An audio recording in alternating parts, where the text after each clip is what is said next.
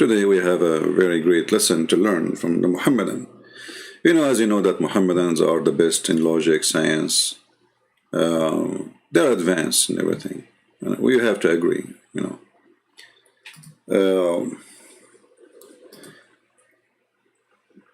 Muslims, they make comments in the previous videos. We will speak about that too, but as you see, the title says Zakir Naik, because supposedly this is the Muslims, they think he is the guy who can answer questions. And he is the one who can, refute the Christians, the Jews, the Hindus, the Buddhists, everything. Actually, nobody can, that's it. And the Muslims always, they debate themselves and they win the debate. And the stage show we see with Zakir Naik, hilarious show.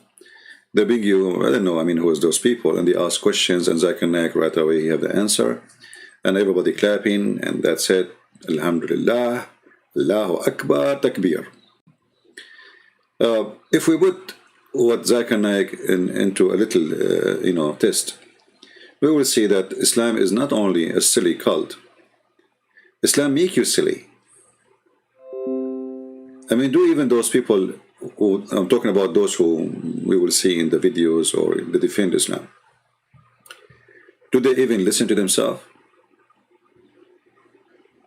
Do they? I will give an example, and I want Muslims to help us, by the way. Later we will open our Skype, so if you are a Muslim you can call us. And,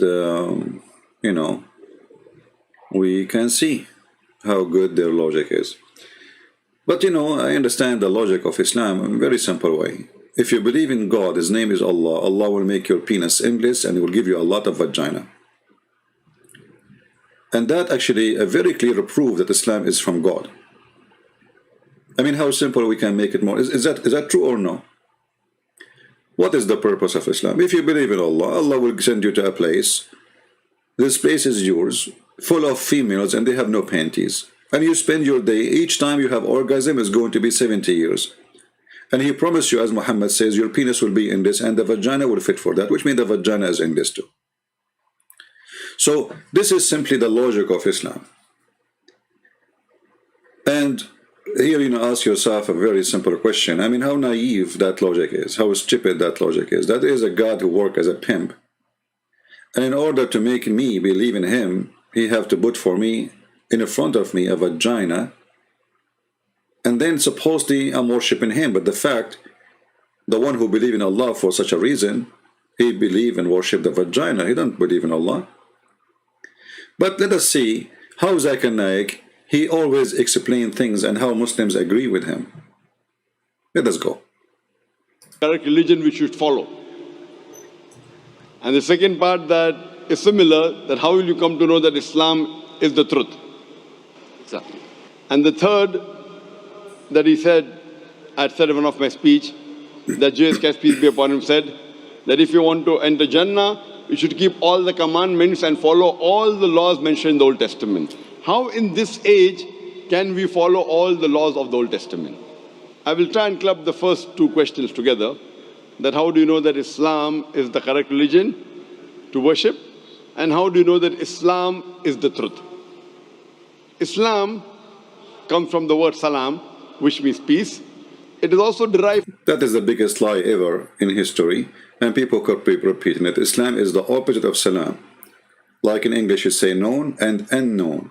This is why Islam does not start with the alif A, which means you surrender. Aslim taslam. Surrender, you will be safe. So here the first lie, they say Islam means peace, when the fact it is, Islam means die or convert or surrender. And we mention in this many, you can read my book and you will see exactly in Arabic how we explain it. And this is a big fat lie, they keep repeating it. This is why the false prophet of Islam, he says, Aslim Taslam. He sent letters to the Roman and all the non-Muslims, saying to them, Aslim, became a Muslim, you will be safe. How is that? Because I will kill you if you don't. Alright? So, Aslim Taslam. if you accept to be a Muslim, you surrender to Muhammad, then you are safe. As you see here, it says Aslim Taslam. Aslim, Islam. Aslim, enter Islam, you will be safe. How you enter Islam to be safe? What does that mean?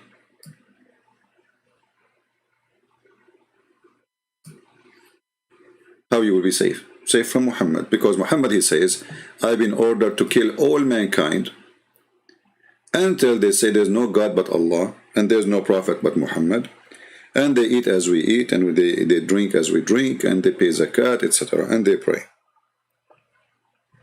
So this is the first lie the Muhammadan they come to you with. Some of them, because they are just repeating, copy paste, they don't know what they are talking about, and some of them they knew that they are lying, and their profession is to lie. As you see, if Islam means peace, then what Muhammad here is talking about, I've been ordered, commanded to kill all mankind. All mankind. You see, there's some stupid people think that if you don't fight with Islamic countries, well, they will not fight you. And they will show you even verse from the Quran says, well, if they go to peace, go with peace with them. But those, they don't tell you that Islam is have abrogation stages. When Muhammad was weak, he go for peace. Peace agreement. When he gets strong, he wash his hands from the peace, as you see in chapter 9, verse number 1, verse number 2, verse number 3. So they lie to you non-stop by saying Islam is peace. Muhammad being commanded to kill all mankind until what? Not until they stop fighting him. No. Not until they go and sign peace with him. No. Until they testify that there's no God but Allah and there's no prophet but Muhammad. Do you see it? So what is the problem? What is the cause of war? It's not you fighting Muslims, because the second you don't convert to Islam, you are fighting Muslims anyway. This is the logic of the Muhammadan. Now there's a guy in the chat, he said his name is a Christopher. He said it's not nice to talk like this, or he's talking about me saying if you convert to Islam, Allah will give you a lot of vagina. My friend, don't stay here, get lost. We have no time for a stupid hypocrite who want to teach us how to talk. This is how it is. You like it. Who cares if it's nice or not? This is what you get from people who they are little in the brain. It's not nice, brother, to talk like this, brother. But this is the religion. What I will say, I will change the word penis with zucchini and the word vagina with the tomato. So your majesty, you don't feel like it's not nice. This is the reason, actually. This is the problem of this earth. We have a bunch of fools. They think if we change words, we change facts.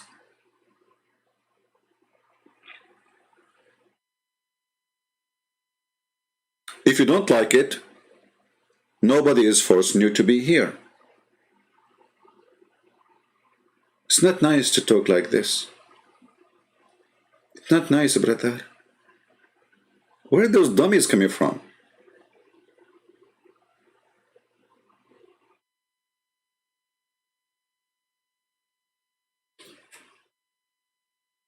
So Muhammad, he promised you a lot of zucchini, so that Mr. Christopher will not be upset. Your zucchini will be endless. Are you there, Mr. Christopher? I hope your zucchini is doing fine.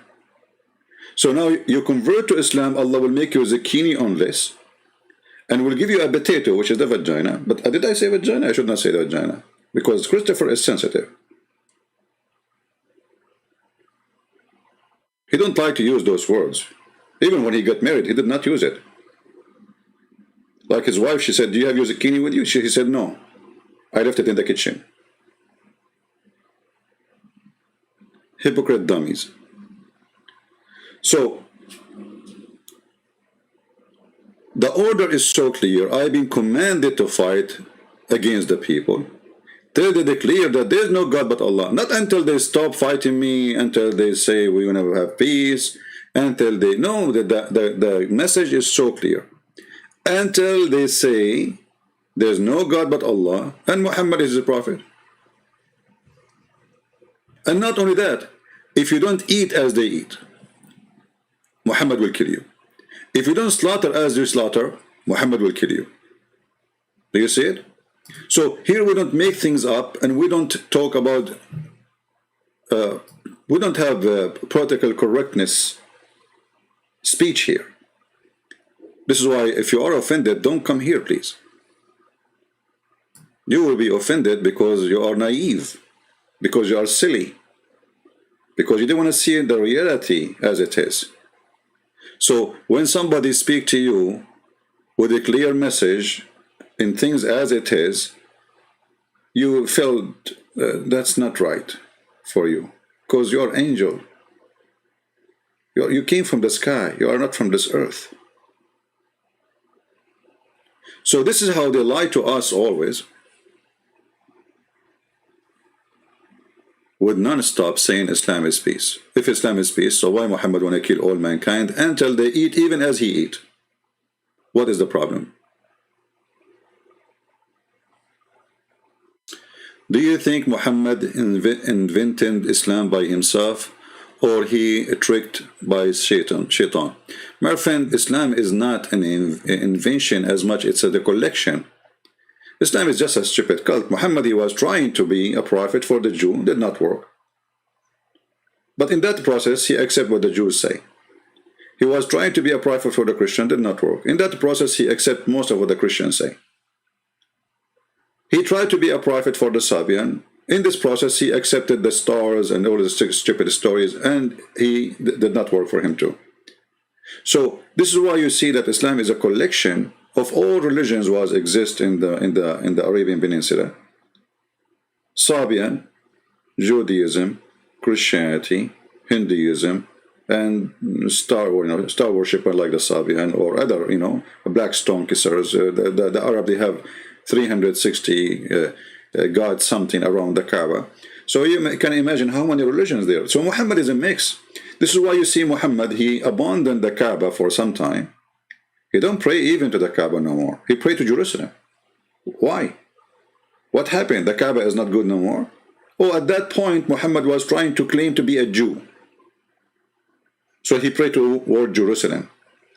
But when the Jews rejected him anyway, Muhammad, he started looking around, saying, where I'm going to pray to? Like the Jews are not getting me busted. So now you see Muhammad suddenly, he say, Allah told me, I'm going to make you, I will find you a direction of a prayer which you like. So Muhammad was not praying there, no. And this is you can find even in the Quran. The Kaaba is not a choice of Allah, it was a choice of Muhammad, and the proof in chapter 2, verse 144. We have seen the turning of the face to heaven. Muhammad is wondering where I'm going to pray now, which direction? But what happened? You were praying to Jerusalem. And now verily we shall make thee turn toward a qibla, which means direction, which is dear to thee. That is a dear to him. What is that? Okay, turn your face toward the Kaaba. So why Muhammad was not praying toward the Kaaba? If the Kaaba is the house of Allah, why Muhammad he abandoned the house of Allah? What was the problem? The problem that this guy is like Barack Obama. He go to Israel, he wear the Jewish hat. He go to a black church, he is a black Christian. He go to a white church, he is a white. His mother is white, she is white. He's white. He changed even his color. He go to the atheist, he make fun of the Bible. He go to the Muslims, to Egypt, he quote Quran. That's Muhammad, Barack Obama. He changed his color, he changed his religion, he changed his statement, he changed his belief. Depends he is talking to who. So he compromised in order to make people follow him, to accept him. So Muhammad, he could not make the Jews accept him. So now it's time to change and switch back to the old pagan ritual practice, which is the Kaaba. And I challenge any Muslim to prove me wrong. As you see, we are showing you reference from the screen. Muhammad, he abandoned the Kaaba. He don't pray to the Kaaba no more. And, obviously, if the Kaaba is the house of God and nothing changed, why Muhammad will change that for a second? Why Muhammad will abandon that for a second? Actually, he stopped praying to the Kaaba most of his life, after he claimed to be a prophet for sure. Before that, he was just the same as the rest of the pagan, kissing the black stone, nothing changed. And then he went back to kiss the black stone and go around the Kaaba, nothing changed. Now we go back to Dr. Zakir Naik, he is a doctor, by the way, supposedly. Let us see what he will say. From the Arabic word film, which means to submit your will to God. And by the way, none of those people, they speak Arabic. They don't even know. Like Ahmed Hidayat, he have a translation. He have a translator when he make a lecture to the Arab. You can watch it on YouTube. And he said in his lecture, I don't speak one Arabic word. So those people who teach you what Arabic word mean, they don't speak Arabic. Islam means peace acquired by submitting your will to Almighty God. And for any book to claim that it is a message from God, for any religion to prove that it is from Almighty God, this revelation, this book, this religion should stand the test of time. Previously, it was the age of miracles. And the glorious Quran is the miracle of miracles. You know, I noticed that this guy, Ultimate Fart, is disturbing you, please. Admin, when you see this person, automatically just to block him. He's just a kid. We have no place here for kids, stupid people who have no place. He's just disturbing the chat, and instead of listening to what we are saying, you are busy with the stupidity. So anytime this kid, he show up, just block him. So, Islam is a religion can stand the test, as you hear. Islam is a religion always can stand the test. Okay, how is that? Islam means peace acquired by submitting your will to Almighty God. And for any book to claim that it is a message from God, for any religion to prove that it is from Almighty God, this revelation, this book, this religion should stand the test of time. Previously, it was the age of miracles. And the glorious Quran is the miracle of miracles. Later on came the age of literature and poetry. Muslim and non-Muslim Arabic scholars alike, they claim the glorious Quran to be the best Arabic literature available on the face of the earth. Let us see if this is true. Muslims and non-Muslims. Who? Muslims and non-Muslims. I mean, when they lie, their lie is so big, so wide, so open. Even the Quran itself says that the Arab, they laugh at the Quran.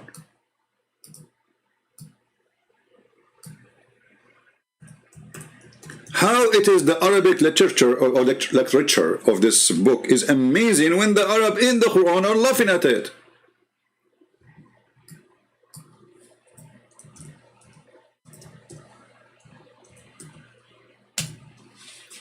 Look what the Arab they said. When the Hidayat is going to debate me, Hidayat is dead, my friend.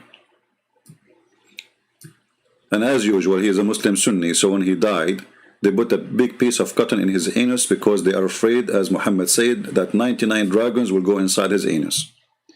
So look what the Arab they said about the Quran. All those verses in the Quran, the Arab are making fun of the stupid Quran.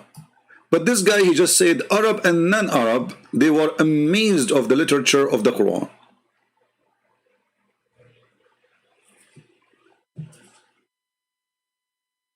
Did they really?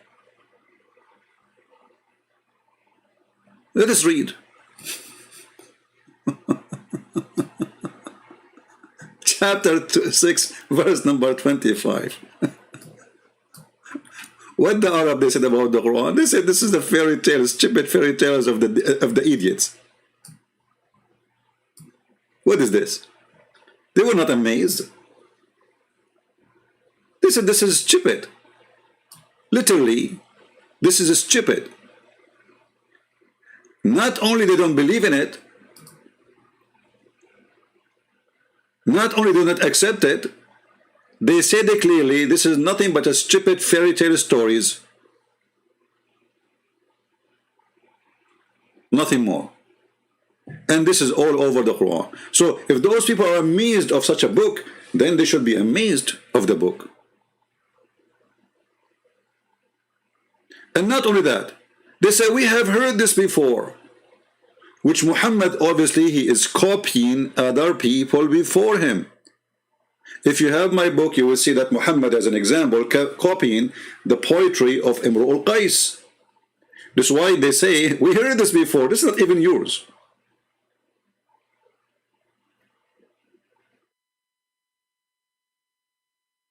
He take lines from poetry and he put it in his Quran.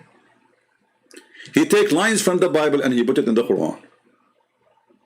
He take lines from the Old Testament, he put it in the Quran. He take lines and a statement of Paul and he put it in the Quran. Focus with me, guys. I mean, Alif Lam Mim, is that the point now?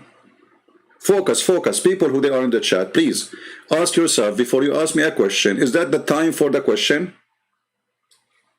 Why people don't think Alif Lam Mim? What does this have to do with our topic now? Do your best to ask yourself before you ask me the question, is that a question fit with the topic? Or you are jumping out of the window? Don't be like Muhammad, suffering from flight of thoughts. Stay with us. So, the Arab, they are making fun of the Quran, and they say it's nothing but a fairy tale, stupid fairy tale, is not even good for kids. But Zakir Naik, he just said this is an amazing book, and the Arab and non-Arab, they were amazed with it. And I like it when he said the non-Arab are amazed with it, because how the non-Arab don't speak Arabic, they can be amazed with it. Right?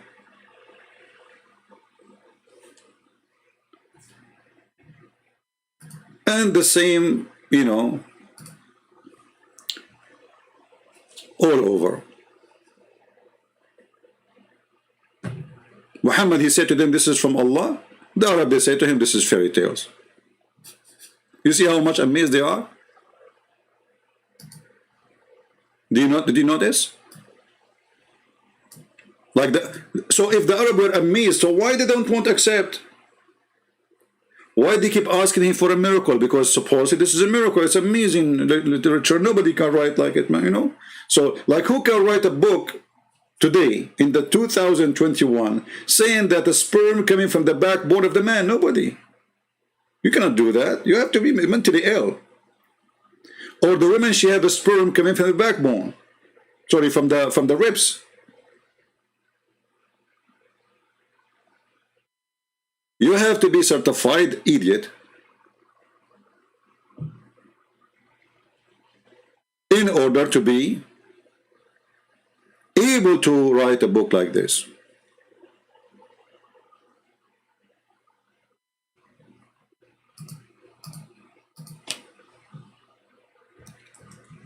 If you remember the story of Abdullah ibn Sarh,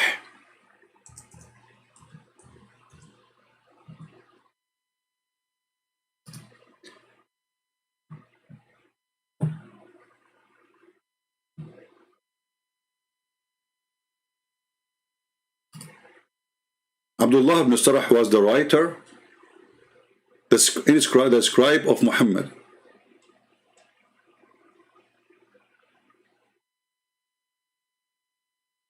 And when Muhammad was reciting or making Quran, and this guy was writing Quran for him,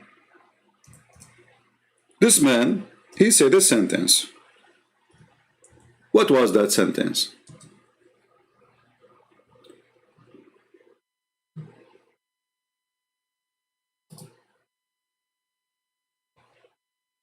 So Muhammad was saying to this guy, right there, Allah, he told me the following.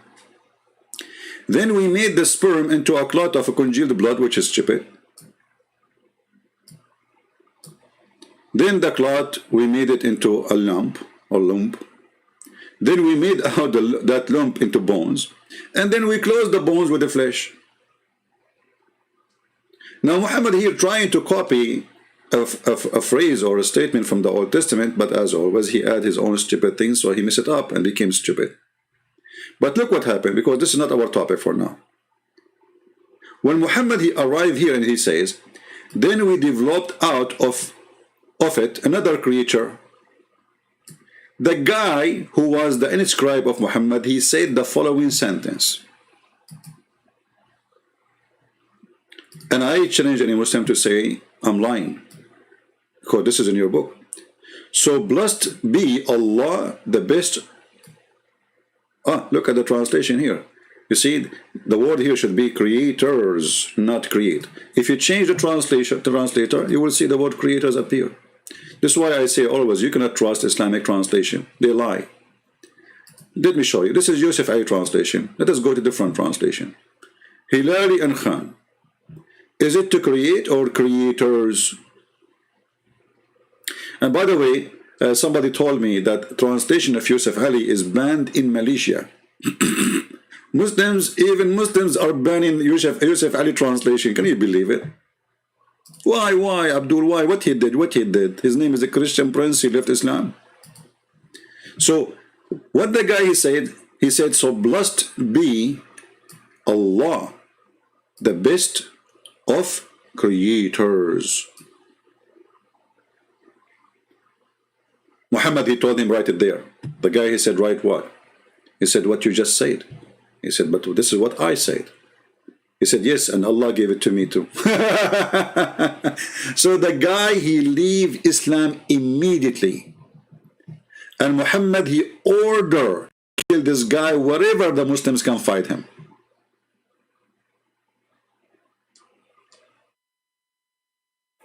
And Muhammad was begging the Muslims to kill him.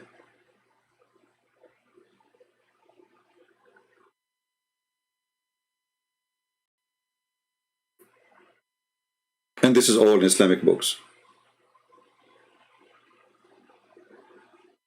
And he is the brother of the Caliphate Uthman.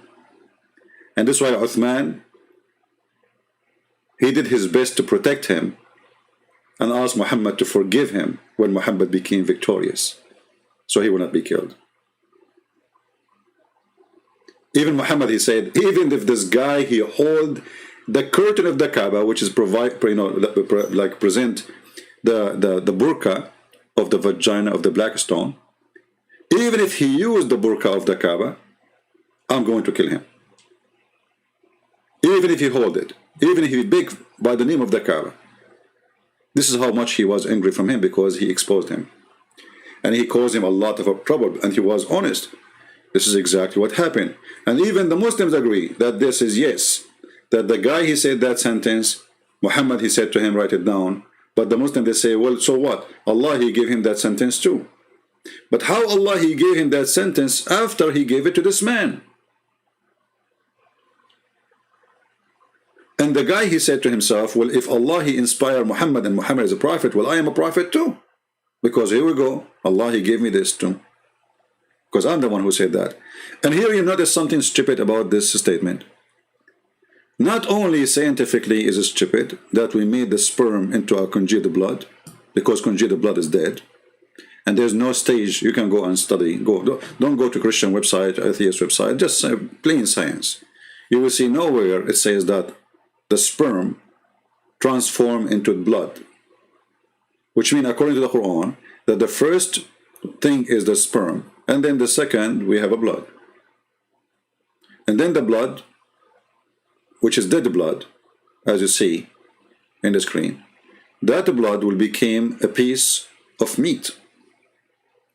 Not only this is stupid, scientifically, you will notice here it says that blessed be Allah, the best of the creators. Obviously, this person who said that sentence cannot be Allah, because if Allah is saying, why Allah saying he is the best of the creators when Allah is the only creator?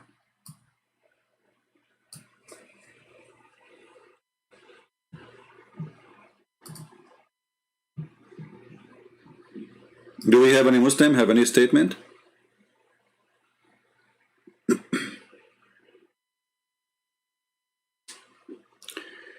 Alpha and Omega saying how Muslims are not leaving Islam after this source. My friend, who's saying they are not? When Muhammad he died, tens of thousands immediately they left Islam. This is why there's a war. It's called the War of Apostate. Happened immediately when Muhammad died. You see, Islam took its place not in the time of Muhammad. It's after Muhammad Islam grew because they became so aggressive and more bloody than Muhammad himself.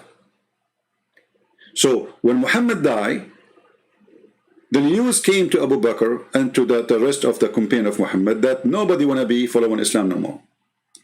So the gang of Muhammad, they gather, and actually almost they lost the war. Almost the Muslims were defeated. If that happened, Islam is gone since then.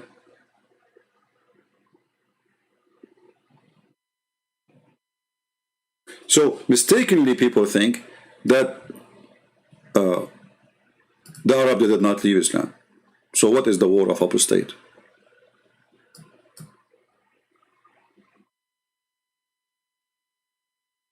Right? And now we ask the Muslims. You Muslims claim that you worship one God and He is the only creator. So when Allah He said He is the best of the creators, what is a mistake? Was that a stupid statement?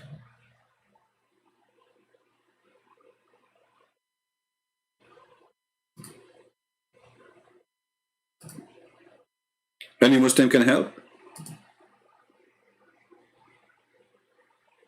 Was that a mistake?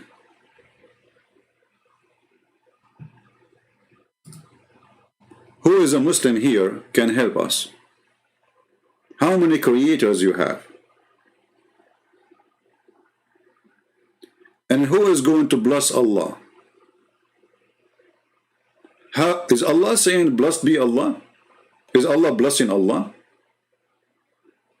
You see, one sentence Muhammad he stole from that poor man, got him busted. He liked it just because the way it is. It's better than his statement as an Arabic word. It fit perfectly with the, because you see here, what Muhammad is trying to say is like a rap, but it's stupid rap. Like here, ثم جعلناه نطفة في قرار مكين. In the last letter is what? In. So now Muhammad trying to make the sentence after it end with in. So al-khaliqin. This is why he liked it. He said, put it there. Perfect, perfect. So, thank you, Abdul. Thank you. But by accepting this khaliqin, which means the best of the creators, Muhammad he got himself busted, and now we have a problem. Number one, all Muslims agree that Muhammad he copied from that man. Number two, Allah is a blessing Allah. Number three, Allah is the best of the creators. Anyone? Do we have any Muhammadan would like to explain to us how Allah is the best of the creator? A Muslim, he might say to you, oh, the one who created Apple phone, the one who created, this is not a creation, my friend. This is a creative ideas. You are using material which already exist. Creation is giving life. Creation is creating something out of nothing and giving life in the same time. This is why we see in the Quran, Allah himself supposedly saying, who is the one should be called the creator? The Quran get you busted with that. You cannot even play with this game no more. The Quran says, if somebody can create a fly, he is God. Not if somebody can create a ladder or a couch. Those are ideas. So, if you go with me to chapter 22, verse number 73, it says that Allah he gave to the people an example. Are you going to worship beside Allah someone who never create a fly?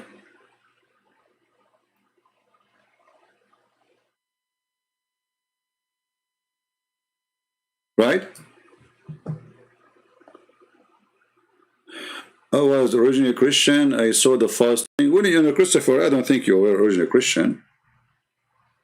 Do you like to call me so we can laugh? I challenge you. Christopher, he's saying that he was originally Christian and he saw the error and there's no error in the Quran. Do you like to call me? I will speak to you nicely in front of everybody. And I don't believe that you are an ex-Christian as you claim. I don't believe a word of what you say. Prove me wrong. So do you think, guys, Mr. Christopher, he's a genuine person who will call me in front of everybody?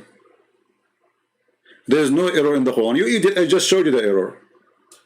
You stupid, you just showed you that the Quran says that the sperm became a blood. You dummy. In the year 2021, it takes you 2 seconds to search how the embryo work. There's no error in the Quran, okay? There's no error. Idiot. The same verse we are talking about is showing you the great error. But no, there's no error in the Quran. Dummy. We have made the nutfa into a congealed blood. But there's no error in the Quran, okay? Idiot. And then the dead blood became a lump. But there is no error in the Quran, okay? Stupidity is amazing. Can you believe it? Can you believe it?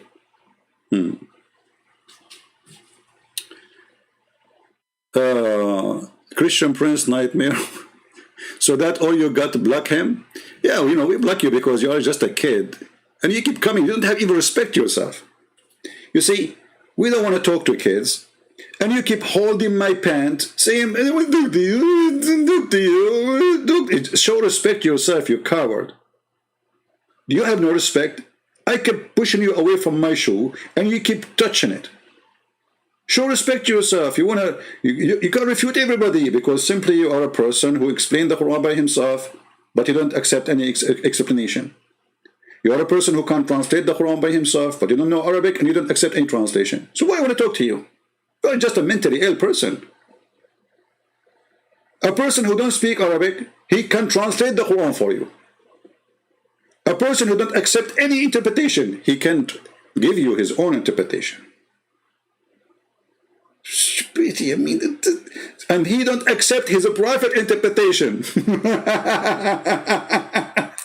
He even confirmed that his prophet is dummy and stupid. He do not know what the Quran say and what the Quran mean, but he is a smarter. He knew what the Quran meant, not Muhammad. Coward, potato. You have no dignity. You keep coming like a bug.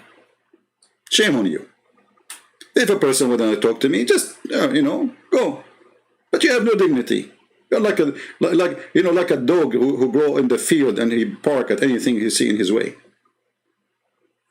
You are attention seeker. So look with us.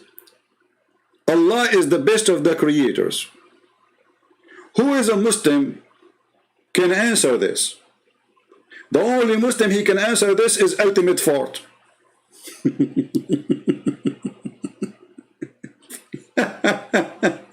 Hey, Ultimate Fort, what is the explanation that Allah is the best of the creators? Look, if we think about it for a second, do Allah mean what he say in this verse or he don't mean it? If this is Allah speaking, but we showed you, and we can show you the interpretation for the verse where Muslims, they say clearly that this is the man, his name is Abdullah ibn Sarah, he is the one who said that, and he left Islam because Muhammad, he copied him. And imagine this exists in Islamic interpretation books by Muslim great scholars. So now, who is the Muslim? Where is the guy, his name is Christopher? Christopher, you cannot call me because your mom, she don't allow you, no problem. What about you explain to us how Allah is the best of the creators? What do you say? How Allah is the best of the creators? Is he exaggerating?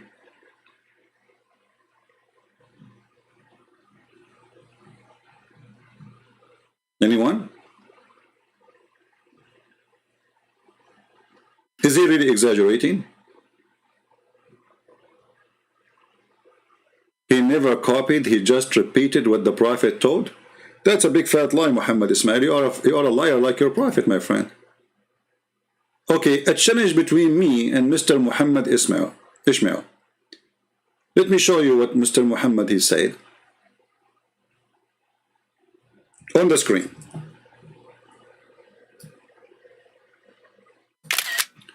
Smile.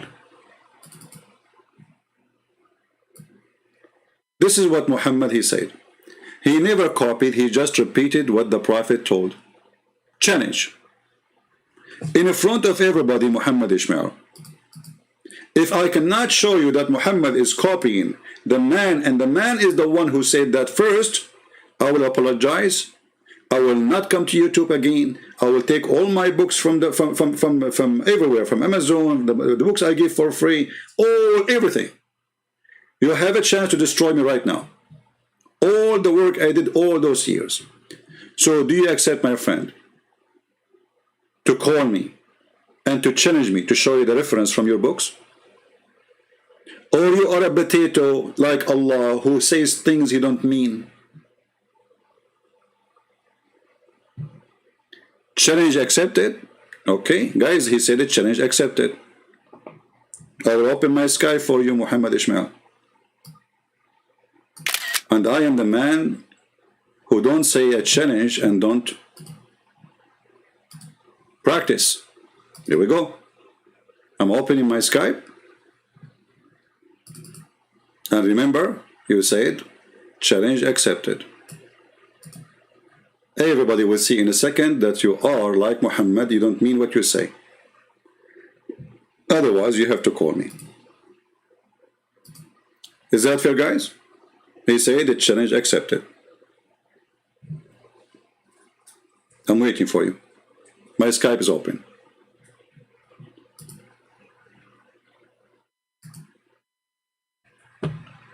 I'm waiting, Muhammad Ishmael. And remember, I will not show you one reference from a Christian books, Jewish books, Hindu books, only from Islamic scholars' books. The only one who called is Ultimate Fort. Ultimate Fort. Yes, Ultimate Fort, what do you want? And remember, I will not show reference from a Christian books, Jewish books, Hindu books, hello, Islamic scholars' books. Hello. The only one who called is Ultimate Fort. Mute YouTube, mute YouTube. Mute YouTube. Stupid. I have no time for stupidity. Before you call me, mute YouTube. Yes, go ahead. Hello? Ultimate daddy, daddy. Okay, we have Ultimate Fort. He's going to sing for us, Ultimate Fort. How Allah is the best of the creators. How Allah is. Don't waste my time. I will give you a chance to talk. If you talk like a man. How Allah is the best of the. How Allah is the best of the creators. Go ahead. Why don't you act like a man? Well, answer. That was my time. How Allah is the best of the creators. I will answer. Okay, answer. Go ahead. I will answer. I will answer any question. Okay, answer. Go ahead. Don't waste my time. I have no time for kids. How Allah is the best of the creators. I will answer. I'm losing my patience. I'm losing my patience with you. How Allah is the best of the creators. I'm not going to report the question one more time. I will block you and hang up on you. I'm warning you. How Allah the best of the creators. Go ahead. Go ahead. Then I will call you again. You can call me again. You are just a bug. Stupid. So you will not answer. Why you are calling me? I will call you again. You have no shame. Call me again. We are laughing at you.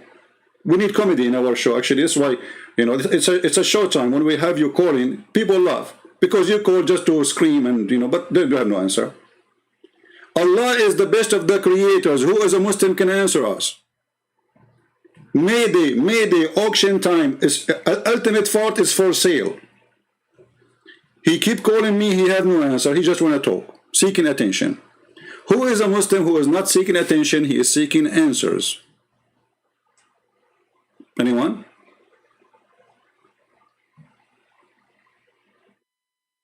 Any Muhammadan?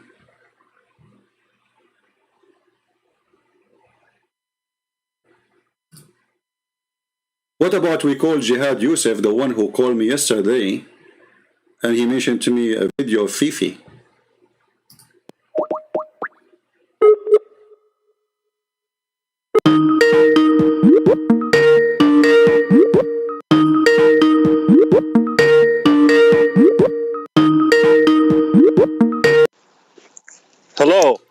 Mr. Jihad, how are you? Are you listening to us live on air? Yes. Okay, so what do you think about our topic? And yesterday, by the way, I don't know why you left. I was No, going no, to show. I'm gonna open my computer right now. I need a couple of minutes, but I'm gonna All right. answer about yesterday. Okay, well, give me the. I will give you. I'm gonna stay on the you. line. Just let me mute you for a second. I'm not hanging up. I'm gonna open my computer and get you busted because al-ghasik is not meaning what you think it means. All right. And Ibn Kathir will bust you on that. Just give me a moment. Okay. I will call you in 3 minutes. Open your whatever you want. Be ready, and I will call you in 3 minutes, okay? Yes. All right. Bye. Okay. So, guys, we have Jihad Yusuf. The person who said he want to call me, he called me yesterday, actually. And then he hung up. And he claimed that he was driving. Well, thank God he is not driving no more. So, the excuses of driving is not really there. You know. Let us see what he will do. Invite your friends.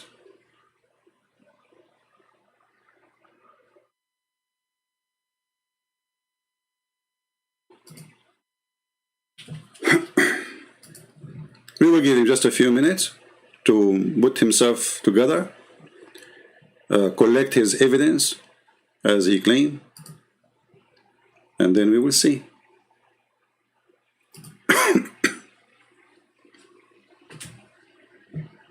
We will see.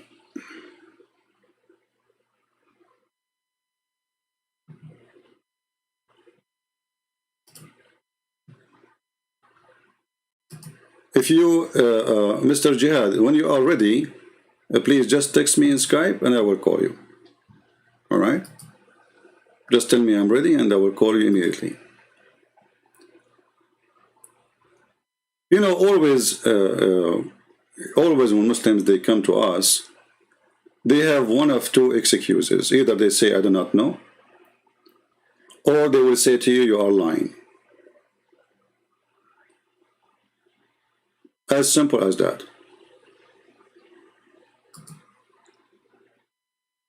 You are lying. Why? How I'm lying? You are lying. Okay, what if I show you now the reference? I'm driving.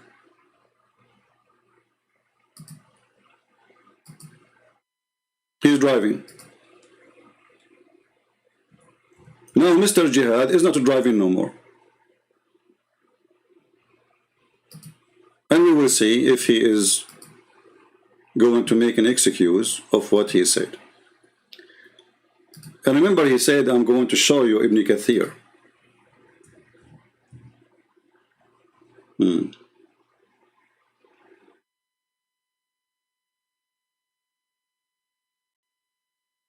Ibn Kathir. Interesting.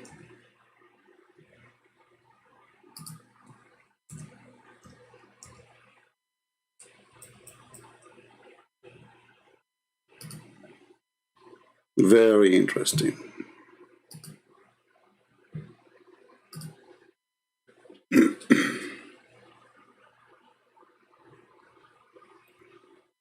We are just waiting for Mr. Jihad to be ready. And we will be with you right away.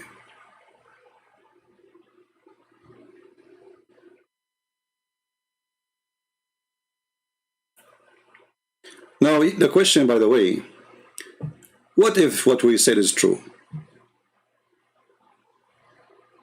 What if what we said is true? What do you think? Maybe you are not aware what we are talking about. There's a chapter in the Quran speaking about simply Muhammad, when Aisha, she came to him, and she wanted to sleep with him, obviously. She is horny. She's young. He's old.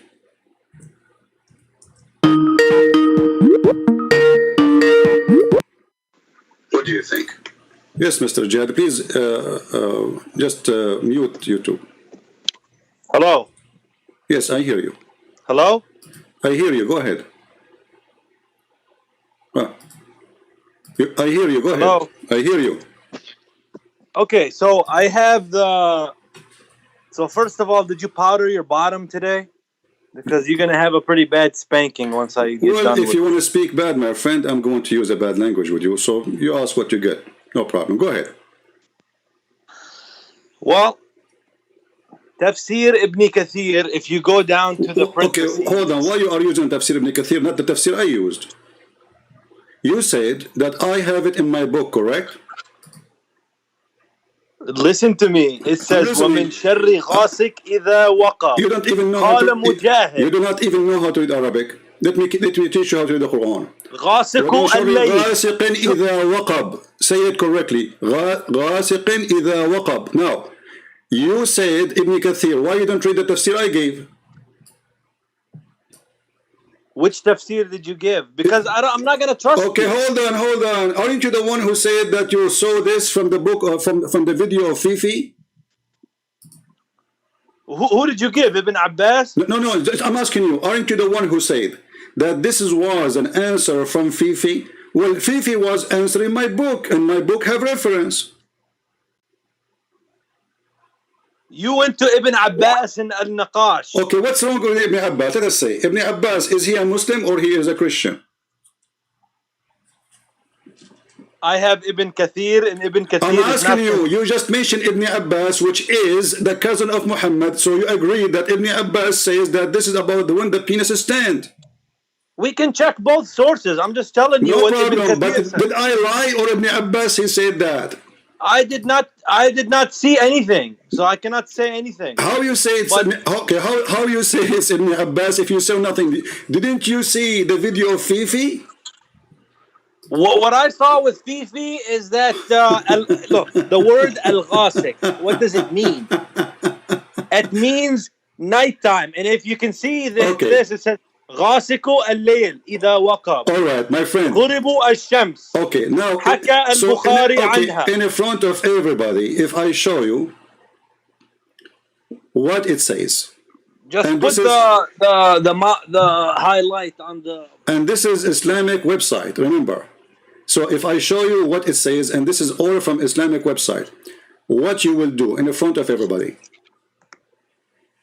But what website is it? I need to know if it's a pure website, if it's authentic website. Very Islamic. It's hard to trust you after what you. I'm not asking you to trust me. I don't need Muslim to trust me. Who care? Who care if you trust me or not, my friend? I'm asking you. If I show you the reference right now, do you promise me to... Well, how do I know you're not copy-pasting and making websites? How I'm going to make a website which is very well known to be... And who care about the website? What about you read? So are you going to admit that Ibn Kathir is not saying that al-ghasik means a male... So is Ibn Kathir... A male organ. Is Ibn Kathir... let me ask you, is Ibn Kathir more important than Ibn Abbas for you? Ibn Kathir is one of the most trusted scholars of tafsir. Well, okay, I will put you into that later, because later people will see that you are going to say Ibn Kathir is a liar. So do you promise me you accept whatever Ibn Kathir he said? Ibn Kathir, go to the tafsir. This is not the question. This is not the question. I'm asking you. Do you accept? Okay, don't jump, my friend. Don't jump. You said you have something. It is you who said Ibn Kathir, not me. So I'm asking you, my friend. I'm asking you. Yeah, of course I accept Ibn Kathir. What Muslim is not going to accept Ibn Kathir? Later we will see that you don't accept. Now, I want you to read for me in the screen. Who? This is the book of Ihya'u Ulum al-Din.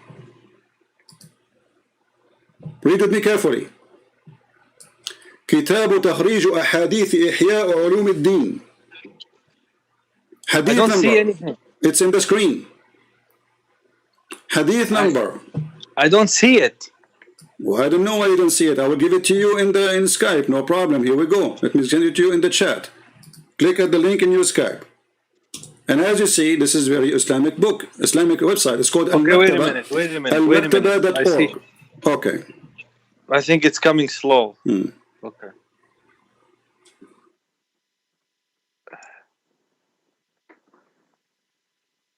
Yes, maybe I need to refresh the page. Okay, it says 25:17, isn't it? Yes. Does it say there? Okay, highlight what you want. كأنه تفسير للوقوب والغاسق هو الذكر. Read it. Does it say that, or I'm making things up? Highlight it. I did highlight it already. Does it say that, or I'm making things up? Okay. Put the okay.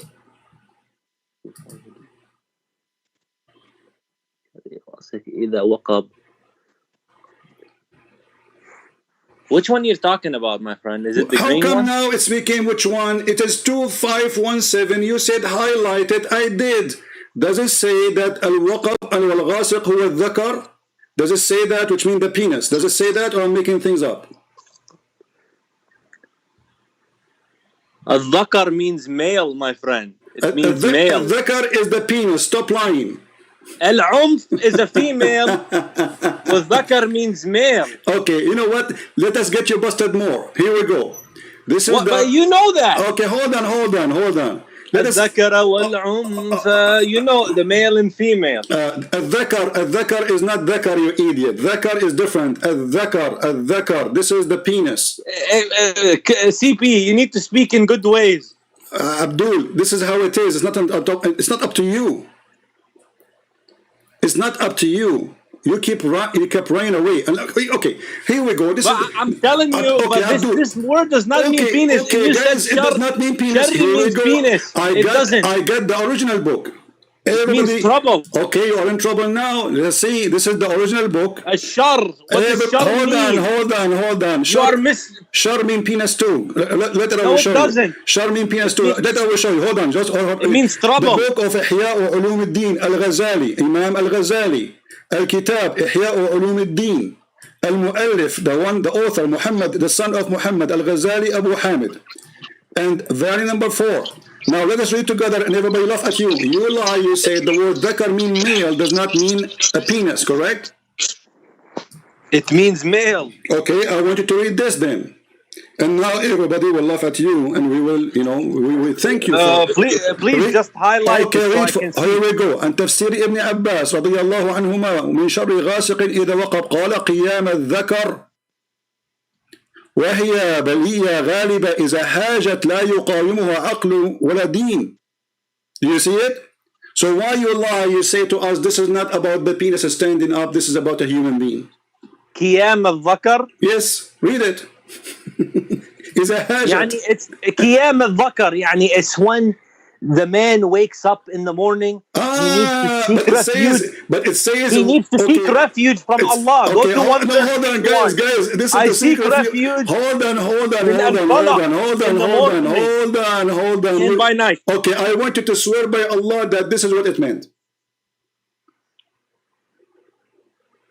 I don't swear by Allah. You are a liar. Silly thing. So you know that you are a liar. Swear by Allah and by the Quran that this is what it's meant. I don't. It's haram to swear by Allah. No, it's not haram. It's not haram. Stop lying. Haram. Okay, swear by Allah. I cannot speak on matters which. What do you mean? Are you sure that this is what it's meant, or you are lying?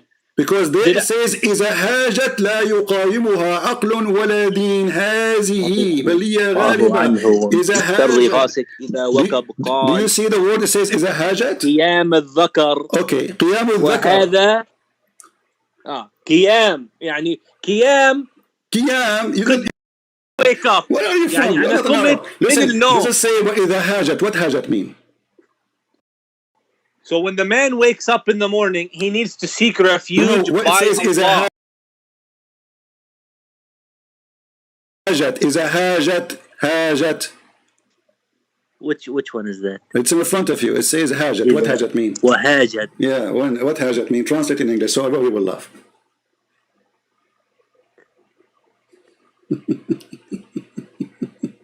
Translate. إذا حاجت. لا يقاومها عقل ولا دين. Let me see. I'm going to check the dictionary. You want to check the dictionary? Suddenly you are an Arab no more. Just hold on, my friend. Hold on a minute.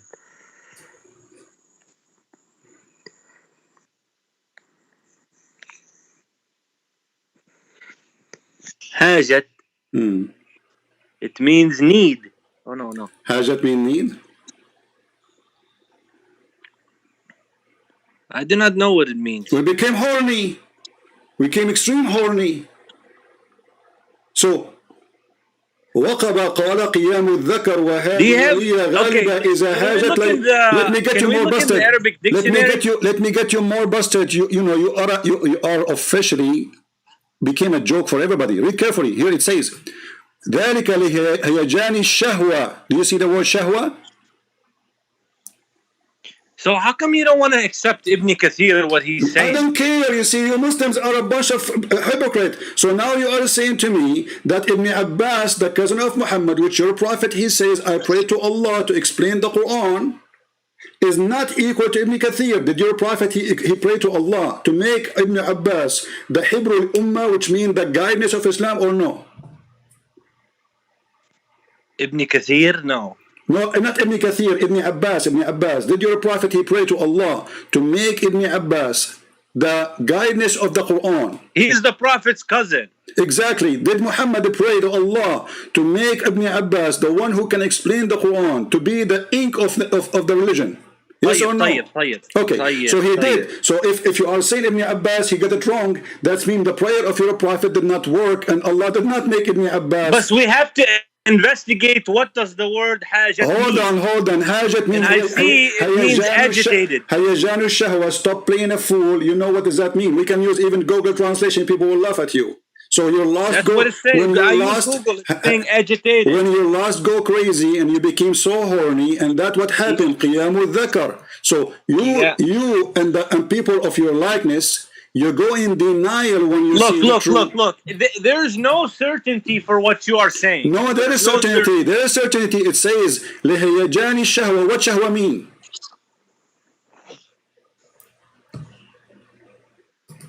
What shahwa mean? Shahwa? Yeah, what shahwa mean? I don't know. He don't know what shahwa mean. Lost. You're lost. Lost after sex. Let me see go to the word. Let me see it. Put the mouse in the word.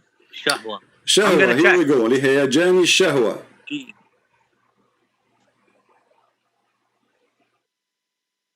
Do you see it?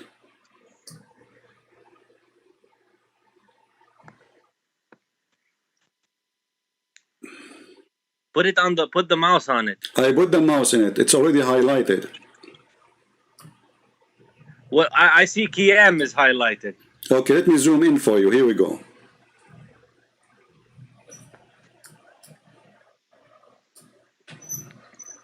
Now you have no excuse. Okay, I see it. Wallahi, I see it. Okay. Let me look it up on Google Translator.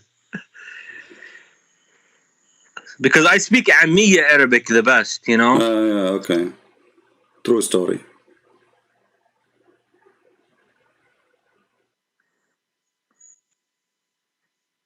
Sure.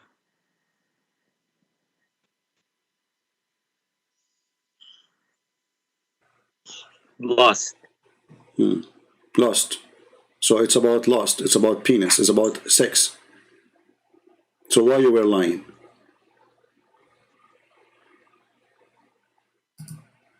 Listen, CP. Listen, Abdul. Why you are lying? You need to talk to a sheikh. Why you were lying? Now I need to talk to a sheikh. So Fifi is not a sheikh, and you are not a sheikh, and all of you are shaking now. So you lie saying I am lying. Muhammad. Is this authentic? Number three.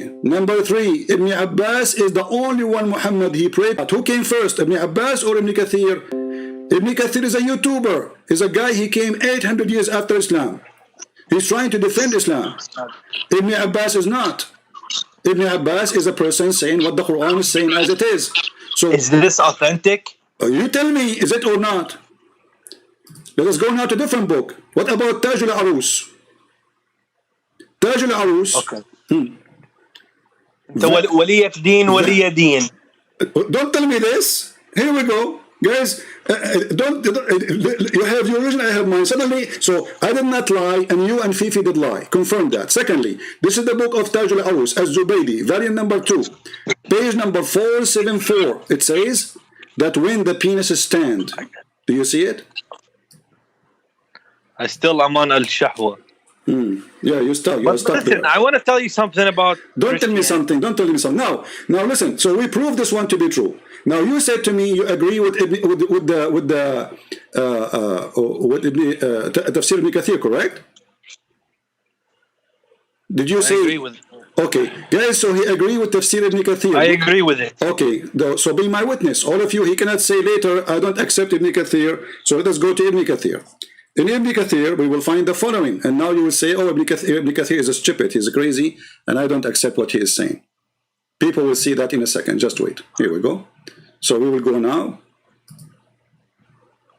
In the speed of light, you will regret, and you will say, I don't accept Ibn Kathir no more. And this will prove your hypocrisy if you do so. So I advise you not to do that. But you prepare yourself. You play the games. You are ready for this. Thank you for saying I'm prepared myself. I spend my life studying, my friend. I'm not a liar like you. So now, this is Ibn Kathir, and as you said, I'm prepared. Islam is not prepared. You have 1,400 years, 1,400 years. You're not prepared? So all this time you were speaking lies to people. Now I show you what is in your books. You go crazy. So read with me. This is Ibn Kathir explaining how your God created the baby. And you are the one who said to me, there's miracle in the Quran. Last time you called me, you remember? The Quran is the Quran itself was the miracle. Okay, of let us read the miracle of the Quran. Here you go. This is Ibn Kathir explaining to you. It says, proceeding from between the backbone and the ribs, according to your prophet and according to your Ibn Kathir saying, meaning the backbone of the man and the ribs of the women, which referring to her chest. So according to your religion, but where is the testicles? It's no testicles. On the loin. Backbone. Your prophet claimed that the backbone is where sperm coming from, and women they have a sperm coming from their ribs. Do you accept that? Between. Yes, between the backbone of the man. That's where the pubic bone is located. Read with me. It says between the backbone. The backbone, no, from the backbone and from the man, from the man backbone and from the ribs of the women. Do you accept that? I accept it because that's referring to the region of where the male member is. The male member exists in the ribs of the women? No. Listen to me. I'm listening. I'm telling you, the private area is between the backbones and the rib. But why you want to come here right now? You are the one who mentioned to me you want Ibn Kathir, and you said to me last time you have a Quran miracle, and now we showed you about the penis, so we prove it. It's true. Ibn Abbas, he said that, and we showed you many books. My friend, so now, why do you believe Isa is coming back? Don't change the topic. What kind of God? He said women have a sperm, and there is sperm coming from the ribs.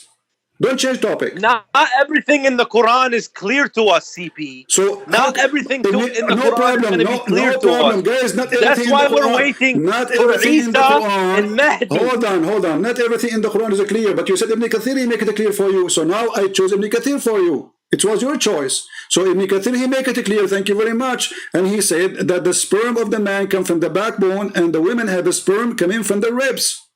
We are waiting for the day of judgment when things are going to be made clear. Don't change topic. You are running away. Is it true that the Quran says women have a sperm coming from their ribs? Meaning the backbone or the loins of the man and the ribs of the woman. What is proceeding from the ribs of the woman? Sexual fluid.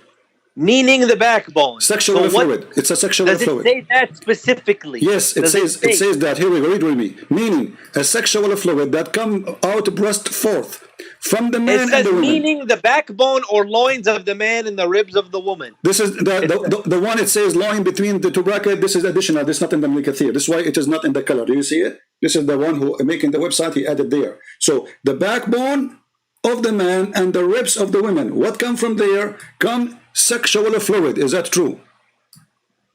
I didn't see the word sexual fluid. Here we go. It says here in front of you. I will show it to you. No problem. Don't cry. Meaning the sexual fluid that comes out bursting forth from the man and the woman. Thus the child is produced from both of them and by the permission of Allah. Do Allah says, meaning the backbone. So this needs a further interpretation, because guys, even this one needs further interpretation, but this is Ibn Kathir and he stopped. That means there's no further. But where is the private parts located? And according to Muhammad, the woman vagina is in her, she has testicles in her ribs. Read it. My friend, you are not understanding. I understand. It says sexual fluids. You have a bias against Hold Islam. on. You remember what you said? You remember what you said when you called me? You said, did you better your bum? Look what happened to you. You said you were going to spank me, right? You will leave your fingerprint. Oh, look at your bum now. So look what happened. Meaning the sexual fluid that comes out bursting forth. So the orgasm of the man and the orgasm of the woman come from two places. The man orgasm comes from the backbone, which is stupid, and the woman orgasm coming from her breast. How you say such a thing? Go ahead. Breast? Yes, it says breast. The chest. It says chest location. Actually, the location of the necklace. At-tara'ib in Arabic, in the language, mean the location specifically of the necklace. Yes, at-tara'ib. Here we go. It says referring to her chest. Read it carefully. This is your Ibn Kathir, not me. Thus the child is produced from both of them. By the...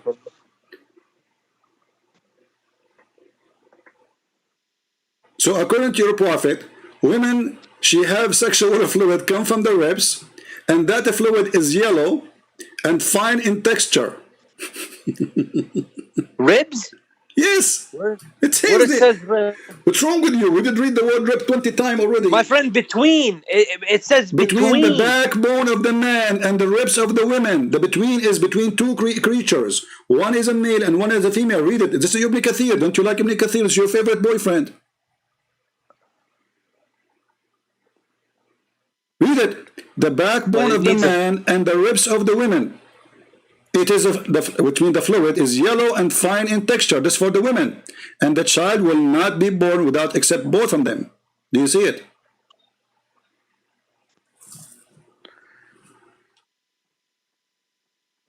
Do you have it in Arabic? Yeah, suddenly he don't speak English. Yeah, I have it in Arabic. Who cares? You want it in Arabic now? You don't know Arabic. A second ago you said to me you speak the Arabic, the street Arabic, and you do not know the classic, and now suddenly you want it in Arabic. I am an Arab. You are not. How come you're an Arab? You do not know how to read Arabic? Because I'm born in the West. Oh, you are born in the West. Oh, okay. So now if I show it in Arabic, you are going to read it? Okay, CP. The problem is that you change your skin so fast like a snake. When you want, you are an Arab. When you want, you do not know Arabic. When you want, you have to go to Google to see translation. When you want, you know the translation. When you want Ibn Kathir. When you don't want Ibn Kathir, you don't want Ibn Kathir. So now Ibn Kathir is what you asked for. We gave you Ibn Kathir. Now Ibn Kathir is a cuckoo. Because we have to be certain that what they're describing here... Okay, is Ibn Kathir lying or saying the truth? But how do you know that they are not referring to the sexual organs? No, it says because it says sexual fluid, and he is quoting your prophet. So stop playing games. It says sexual fluid. Describing is the sexual organ a fluid, my friend? Meaning the sexual fluid. It's gusting forth. All right? That's why it says فَلْيَنْظُرُ الْإِنسَانُ مِمَّا خُلِقَ. خُلِقَ مِنْ مَاءٍ دَافِقٍ. It says ma mean water. Yeah, so you cannot say this is about a private part. Ma mean water. So he's created from bursting forth water. And now what is that bursting forth water? It's coming from between as-sulbi wa at-tara'ib, coming from between the backbone of the man and the ribs of the women. What kind of God he says such a stupid thing?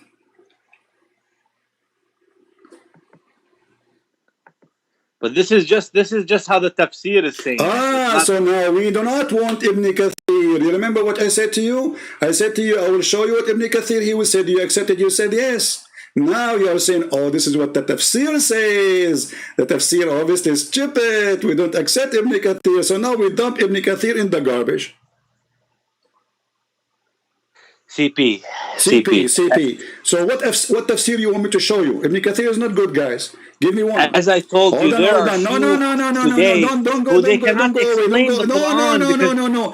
You see, You said you asked me when you called me, did you better your bum? I'm going to spank you. This is what you said to me. It sounds like a gay language, but no problem. I'm going not to spank you because I want to keep my hand clean. But you are spanking yourself. Now, what interpretation you like if you don't like Ibn Kathir? Ibn Kathir got you busted. If you want, I can show you any interpretation of your choice. Do you have another topic? Now we switch to our topic. Okay, we will switch to our topic. Here we go. You tell me. You see, the topic is the logic of Islam. Zakir Naik trying to prove to us Islam is from God. Can you prove that for us? Go ahead. Well, you were saying that Allah is not one. Okay, is Allah is one?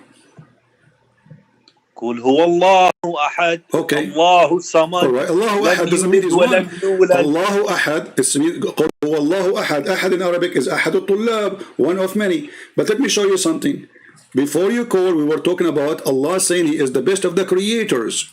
If there's only a one Allah or many Allah. So, in this context, you know how the Queen of England, she says, we are not amused. It's like a royal we. It doesn't mean we in the sense of we're more than one. Allah is one. But because He's the most high, the most worthy to be worshipped, He refers Himself in this way. Okay, thank you. So you are saying to us that Allah, He feel like He is not well respected if He is only one. So He like to change His... See, this is the language of CP. Here we this go. Is the language of... This is what you said to me. You said to me, the Queen of England, she said we, because she is majestic. Okay, Allah, He is one. So He is using the language which is to be fit more with Him. He is we. He don't like to be I.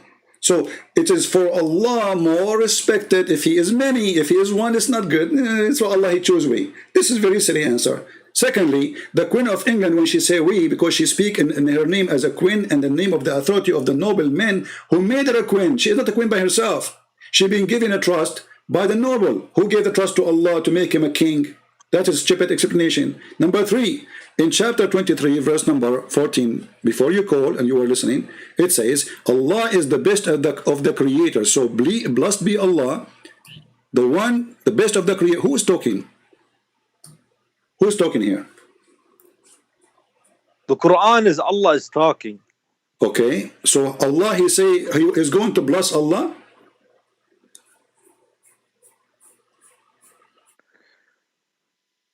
This is how Allah talks about Himself. I understand. Okay, Allah, He talk crazy, amazing. So Allah, He say bless Allah. So now Allah will receive a blessing from Allah. Who is the one saying? Who is the one saying so? Blessed Allah, blessed be Allah. He's speaking, CP. He's speaking to the people. Okay.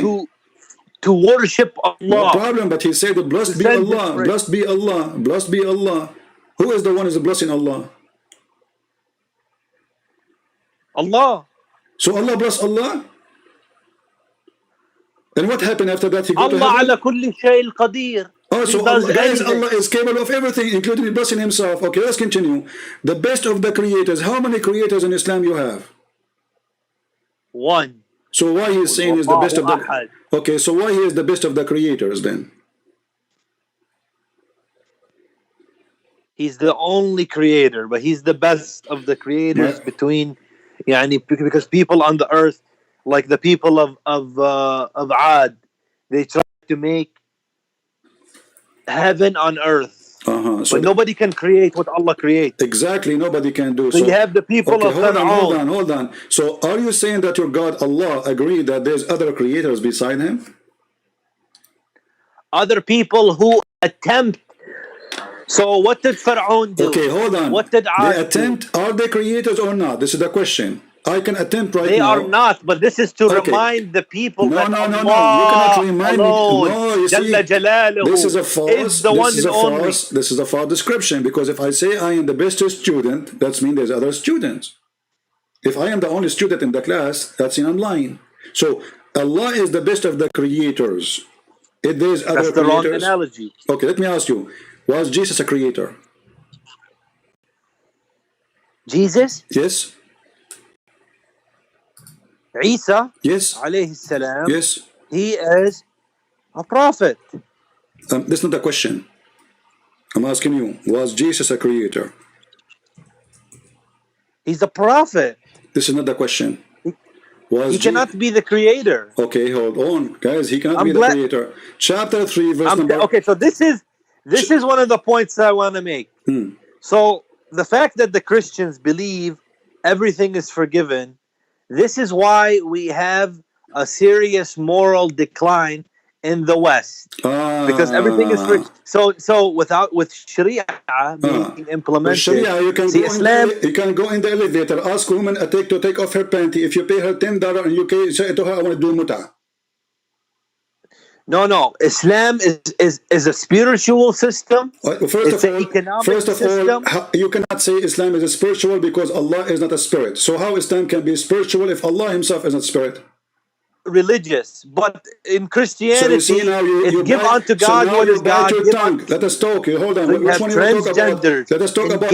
Let us talk about morality. Let us talk about gays. The Bible speaks about the punishment of the gays. Punishment is death. Yeah.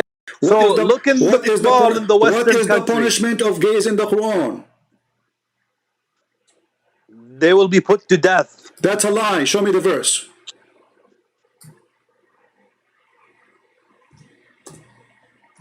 I don't know. Listen to me. No, listen to me. I'm asking you. You said in the Quran the punishment is to put to death. I can show you that it's not true. My friend, even in your Bible it says this. Yes, in my Bible, but in your Quran there's no punishment except to beat them with sandals. The Quran, chapter 4, verse number 16. Can you read for us? Chapter 4, verse 16. Yes. So in the Quran, it's not considered a big sin to be a gay. If somebody is a gay, you beat him with sandal and just let him go. Well, I know, you said to me, you used the word spanking. That's explain where you are coming from. So now, okay. The Quran. Well, you're the one who's spanking. I use it because Muslims, they claim that they are the one who can spank us. Okay, so I'm just giving your game back. Yeah. I'm using your Quran and your Prophet hadith and your Prophet teaching. So if somebody is a gay, what is the penalty for him according to Islam?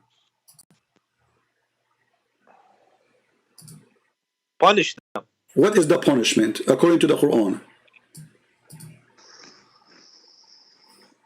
4:16 says, and if two of your males commit the same act of indecency, then punish them both. Okay, what is punish them both. What it says, punish them. It says hurt them. If they repent, Allah is merciful, correct?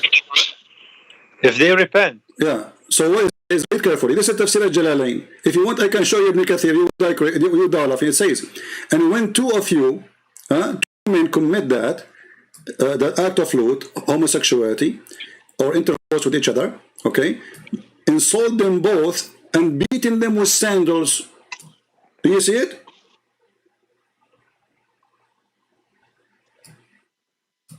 Yeah, we can do that, or we can put them to death. No. You said we put them to death. That is in the hadith, correct? We can do that. No. That is in the hadith, correct? You can put them to death. Yeah, I heard of it. Thank you very much, guys. Put them to death in the hadith. In the Quran it says beat them with sandals. So I accept hadith. So why you don't follow Allah, you follow Muhammad? And then who is your God? If Allah, He said you beat them with sandals, why you follow Muhammad then?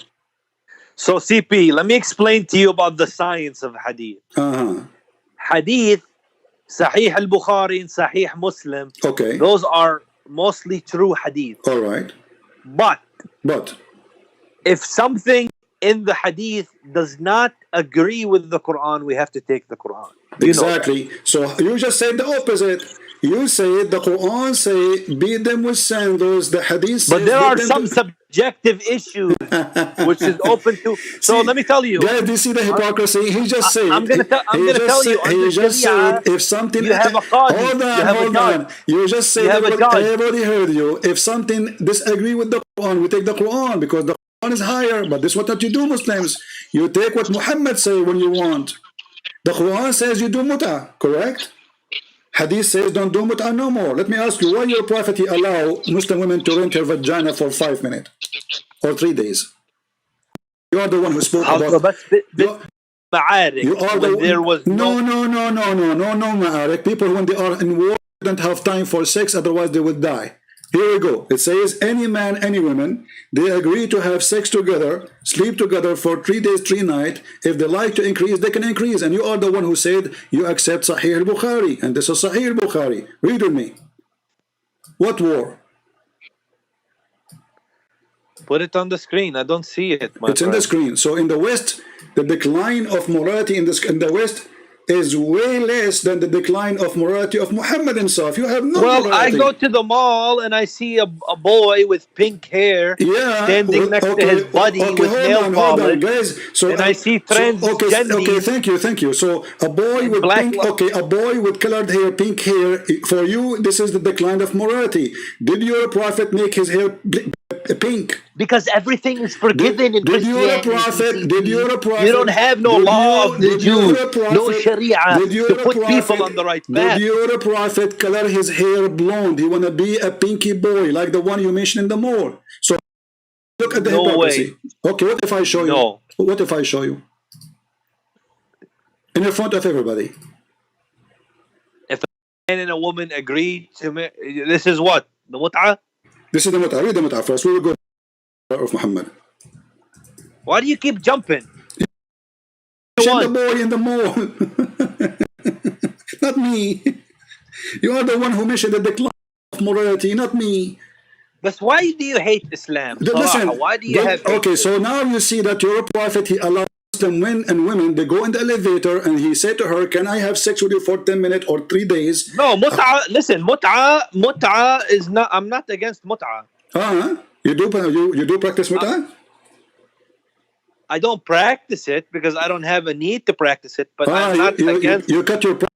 You don't have need. Okay, so you are against. You support mut'ah. So if your daughter, I didn't say that. With my respect to your, with my respect to your family, with my respect to my family, your family. Don't be a sexual pervert. I'm asking you a question. This is not about.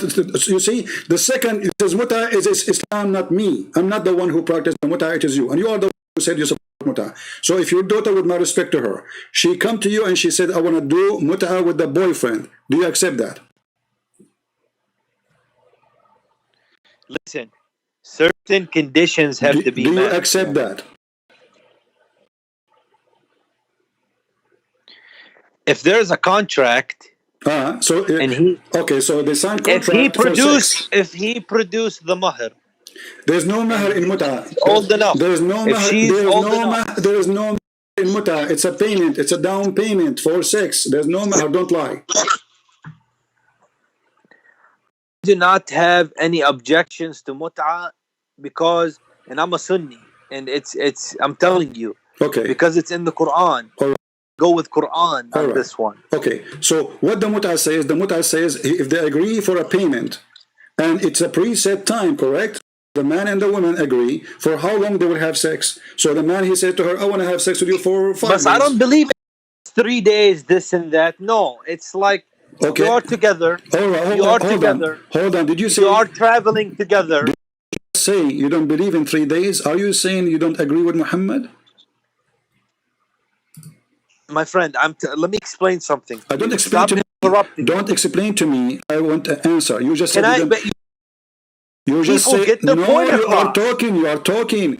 You said you don't agree with the 3 days, but your prophet said 3 days. Did your prophet say 3 days or? That's for battle time. Where it says the battle time, why you are making things up? Where it says battle time? But you have to look at the historical context of what was going on. Doesn't matter. 3 days or not. 3 days or not, you said no. So how many days is for your daughter, with my respect to her? 5 days is good?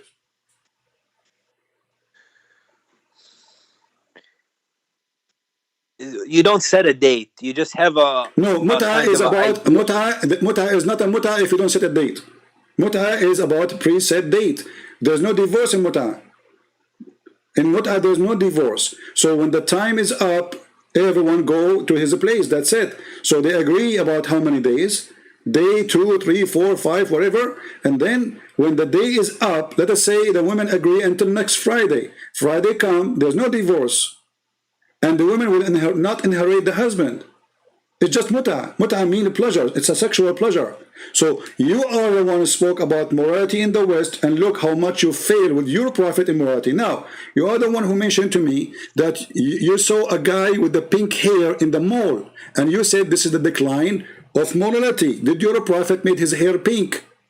Look how many gays you have. Okay, let us see if your prophet is a gay. Let us start with the hair. Did your prophet color his hair pink and red? I never heard of such a thing. Okay, Don't make things up. Read carefully with me. This is Sahih. It says that the prophet, he used to stain his hair with henna. Henna will make you red. Why the prophet, he liked to be red-headed? He is Are you talking about the Hajj time? No, I'm talking about your prophet. He colored his hair. Your prophet and all the Muslims follow him. They color their hair with the henna. And all the boys, they do that. And your prophet is one of those boys. Is this da'if? What da'if? We will show you only, okay, we will show you only what is strong. What do you think? Give me just Sahih. All right, let me show you the Sahih. Give me a second.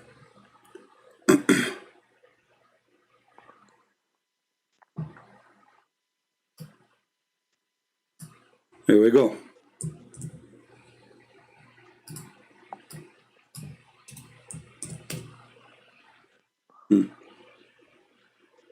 Da'if, huh?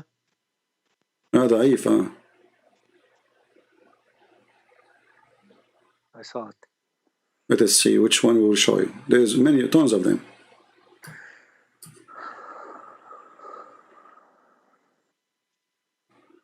Not only that, your prophet, he used to shave his body hair by wax. So what? So what? Why he is doing that? Why he want to be without hair as a man? Why is that morally objectionable? Huh? You are the one who mentioned that there's a guy. Why is it wrong to shave your hair? Why you said a boy, he was in the mall, he have a pink hair, and you speak about the decline of morality. But when your prophet, you do so, it's okay. You're a prophet, the companion, the grandsons of Muhammad. Everybody was coloring his hair by henna. Why he want to color his hair by henna, want to be a red boy? Now, you are the one who mentioned about gays and lesbian. Let me ask you, did you see in the mall somebody kissing a man down his belly, like hugging him, and they are naked, like wearing no t-shirt? What do you think about that scene? Is that a homosexual thing? Well, I never seen that at the mall. No, I wouldn't want to see that. Two guys doing this. You don't want to see that. Thank you. Guys, he don't want to see that. Well, why your prophet, he did it then? Here we go. This is your prophet. No. The prophet. Okay, okay, here we go. The Arabs, they used to go, they kiss each other on the cheek. They say, no. So now, guys, the Arab, they kiss each other, but they kiss each other down their belly, and they take off their t-shirt to touch each other. This is just horseplay, Asifi. My friend, it's a horseplay. It's written in your book. Read it.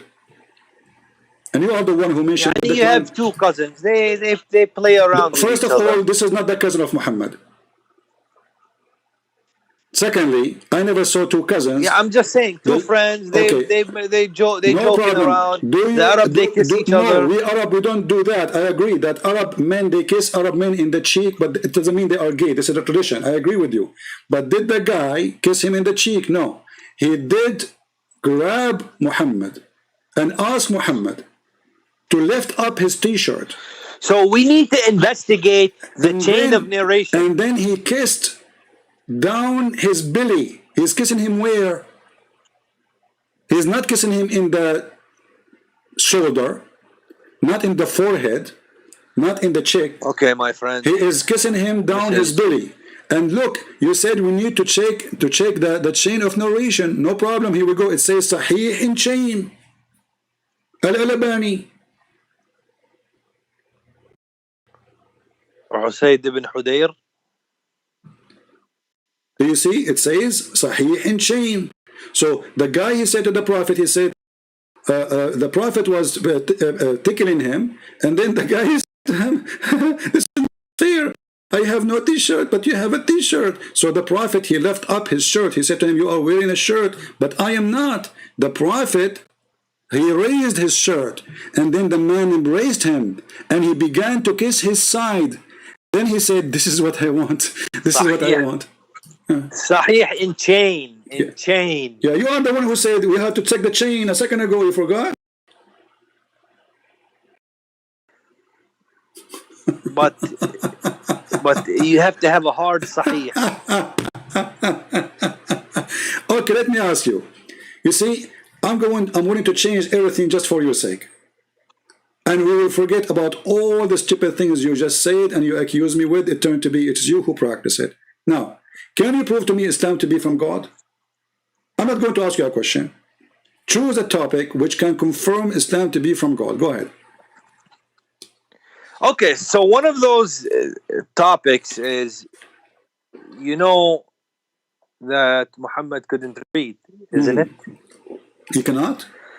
So you have, I don't have the number of times, but so you have the word Musa. Okay. And the words Fir'aun, they are mentioned the same number of times. You have the word dunya and the word akhirah the same number of times. So you see the pattern. In the Quran, you have the a word, and it's exact opposite or exact contrast, and it's mentioned the same number of times. How can that be? See, well, first of all, those numbers turn to be false. You can watch my videos about them. It's false. All of them, they are false. Secondly, let us say, for the sake of argument, I made a book right now and I say the word stupid 1,000 times and the word smart 1,000 times. That will make me God.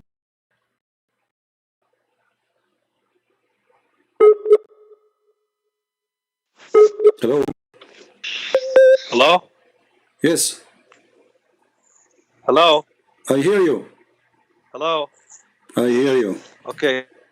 You said you have a book 1,000. If I make a book, it says 1,000 times the word is stupid, and it says 1,000 times the word is smart. Does that make me God?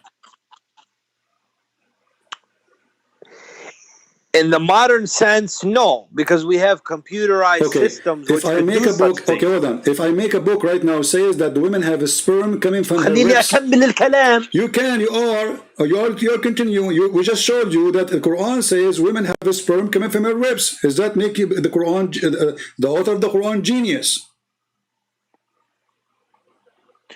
Why don't you do, on these issues, like I told you, isn't it the Quran saying that it's allegorical? So there's stuff we cannot understand. It's not, because if it is allegorical, then and you believe Isa No, don't play games now. In Isa this is not allegorical, because Ibn Kathir explained it to you, so it's not allegorical. It is not. Ibn Kathir explained it to you, and you are the one who chose Ibn Kathir as your guideline. So it is not. If it is not, it's what you said. He will say, "I don't know what it means. Allah knows best." He did not say that. He says it's meant this. So it is not what you claimed. Playing games. So the Quran, full of mistakes, scientific mistakes, historical mistakes, dummy mistakes, Arabic mistakes. Like as an example.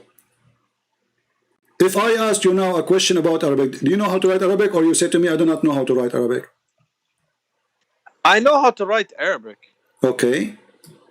So if I ask you how to write words in Arabic, can you write it for me? I can't. Okay, so I'll just tell you that, like, my level of Arabic writing is maybe grade. Oh, okay, so we will not ask you this question. But I know. I have a base. I will skip it, because that is not fair to examine something. Okay, let's go to a different thing. So the numbers you gave me is false, and it's not true. I can write Arabic. I can write Arabic. So you want me to ask you questions about the Quran Arabic? You can. If I can answer them, I can answer them. Oh, okay. If you can answer them, you can answer them. If you cannot answer them, you cannot answer them. That's a good thing. Yeah. Do you have anything to do with the okay, how we write the word musaitir? Musaitir with sin or sad? Musaitir? Yeah. With sin or sad?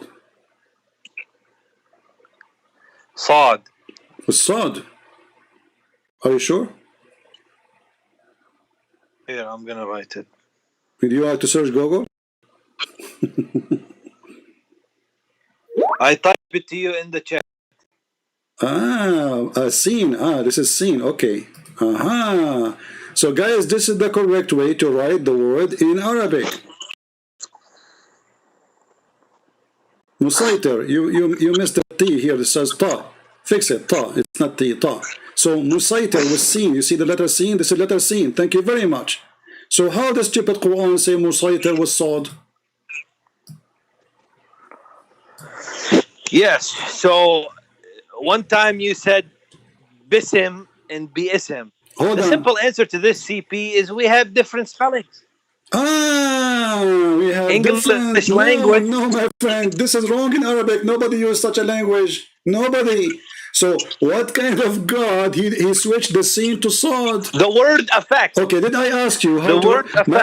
my friend, did I ask you how to write it correctly, and you are the one who gave me the correct one? It's you who gave me the correct one. Why you do not give me the other one? Oh my! The line is cutting. The line is cutting. Okay, let us go. Forget about this. So the Quran until now failed to prove to us anything right. Anything. The language is wrong, grammar is wrong, writing is wrong, everything is wrong. But let me ask you a very simple question. And I want I'm not saying that. I'm saying to you. And Jihad, I want you to be honest with me. Which one Allah created first, the earth or the stars? Okay, my friend. Waliyak deen, waliy deen. Oh, okay. So you have your religion, I have mine. This is stupid to say. Here we go. He hang up. He was excited. He saw a video of Fifi. You lie in the video. When he called me, he says, "Did you butter your butt?"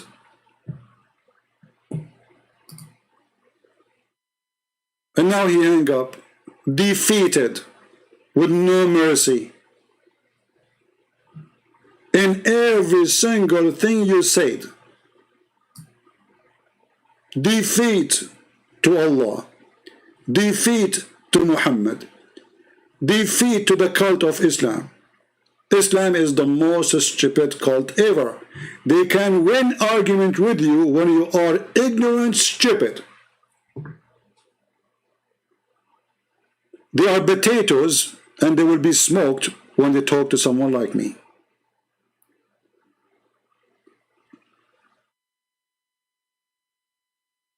And look what he said to us. He said, you have your religion, I have mine. I mean, have you ever heard of a stupid God he says such a thing? Let us go to the verse, the last one he mentioned, so just for comedy. It's a comedy. If we go to the chapter, it's called Al-Kafirun. Let us go to Al-Kafirun chapter. You will die laughing. You see the Muslims, they say the Arab Quran is amazing. Read with me and laugh. And look, they add in the beginning a verse, it's not in the Quran, in the name of Allah. Have you ever heard of a God he say in the name of Allah when he speak? And he is Allah. That is the most, the only one will do that is Joe Biden. Like Joe Biden, he go in his speech, he say in the name of the president, Joe Biden, you are the president. Okay. I forgot, I thought I'm Joe Biden's husband. Okay. So you know the thing. So, okay, say, oh, this believer, okay, I worship not what you worship, and nor worship ye that I worship, and I shall not worship what you worship, nor you will worship what I worship, and to your religion I have mine. Okay, let me translate for you in different way, in the easier way. Oh, you kuffar, I eat not what you eat, and you will not eat what I eat, and I will never eat what you eat, because you will not do eat what I eat, and I will never eat what you eat, and you never ever eat what I eat, because I have my food and you have yours.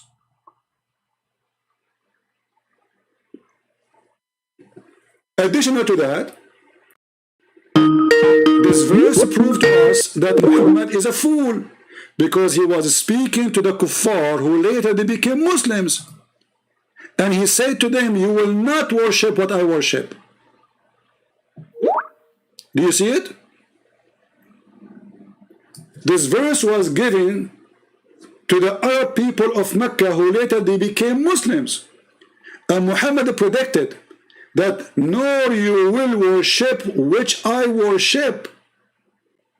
And later they became Muslims. False prophet. Do you see it? And they come to us and they say, can you make a Quran like this? Yeah, I will make a Quran, I call it the chapter of hummus. Oh, who you believe? You eat not what I eat. And hummus I eat, you eat not hummus. And you will never eat hummus because you cannot make hummus like my hummus. So I eat hummus and you eat not hummus, and you will never eat hummus because I will not eat your hummus, and you eat not my hummus, for I never eat your hummus. You have your hummus, I have mine. This is a religion and this is God.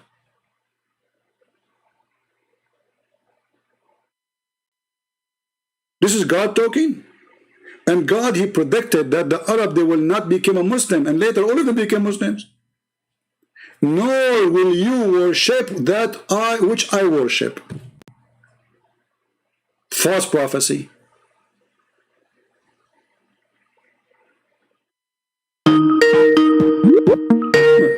Ford is calling, I think.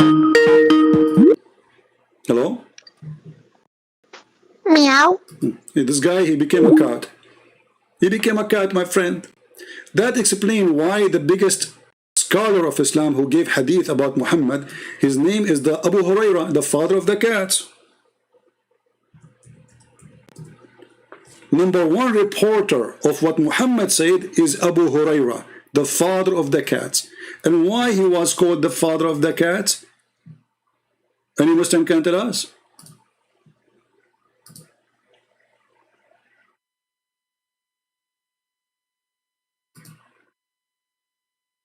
Because he have always cats in his lap?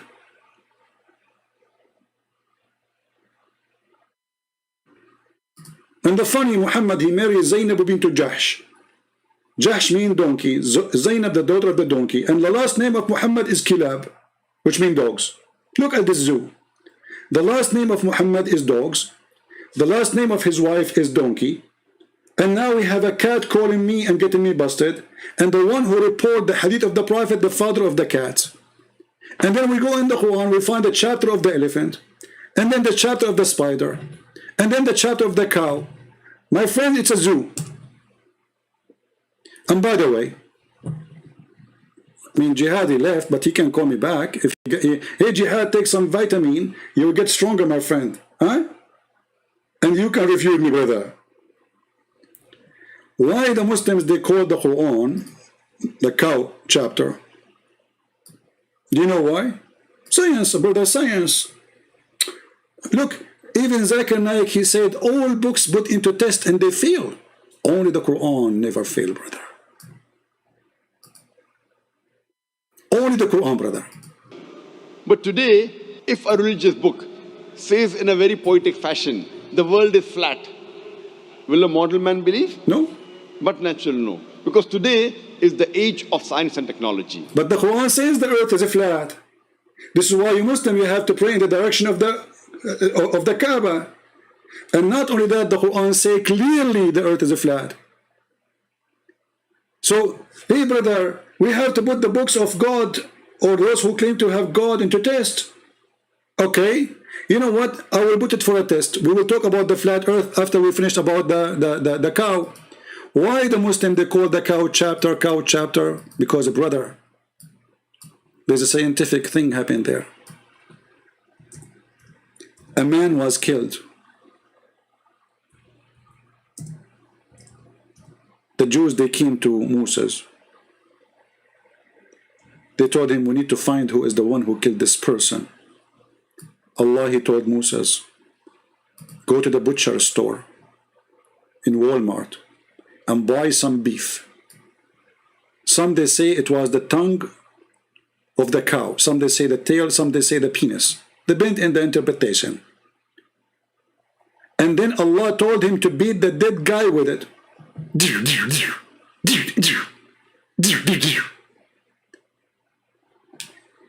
You know what? Watching a movie, comedy movie like The Naked Gun is way more makes sense than watching the movie of Muhammad. So in order to raise a person from death, you beat him with beef, Mr. Hindu. So Allah, he told Musa to beat the guy with beef. And remember, the beef had to be from Walmart. Yes, Jihad, why you are calling me, my friend? He's playing Quran for me. Can you believe it? A mature man, his name is Jihad, is playing for me Quran. He cannot tell me the Quran. He is playing to me Quran. He cannot explain to me the Quran, but he is playing Quran. He don't understand the Quran, but he is playing Quran. I mean, how dummy are you, Jihad? You've been defeated, my friend. And by the way, don't play Quran because shaitan will fart. According to your prophet, each time a Muslim they say Quran, shaitan start farting. So please keep our room clean. And remember, you are the one who said you accept Sahih Bukhari, so you cannot say and Sahih Muslim. Huh? So now you play Quran for us. It says, when shaitan he hear the call to prayer, he turn back and break wind. Why you do that, Jihad? Why? Why you do that? Open the windows of your house, my friend. I mean, you spend the day putting a perfume, taking a shower like the Western, not like the Arab. We Arab, we take a shower once a year. And now you destroy all of this. You play Quran, shaitan is farting. Look at the connection between God in Islam and farting. Muhammad, he have a PhD in farting. I mean, how the Prophet Muhammad, he knew this? Let us be honest. And Zakir Naik, he said, we have to put religion into test. Science, brother, science. So when you say Allahu Akbar or you recite Quran, shaitan fart. And brother, this is proven to be scientifically accurate. Only kuffar don't believe in those things because they are kuffar. Stupid, they are stupid, my friend. We Muslims are people of scientific thought. It's true. All of this is scientific. It's proven over and over. Hadith of Tirmidhi it says, yeah, when you give the adhan, the shaitan, he not only runs, but the hadith says, lahu durat. You know what durat is? No, we don't. Durat is,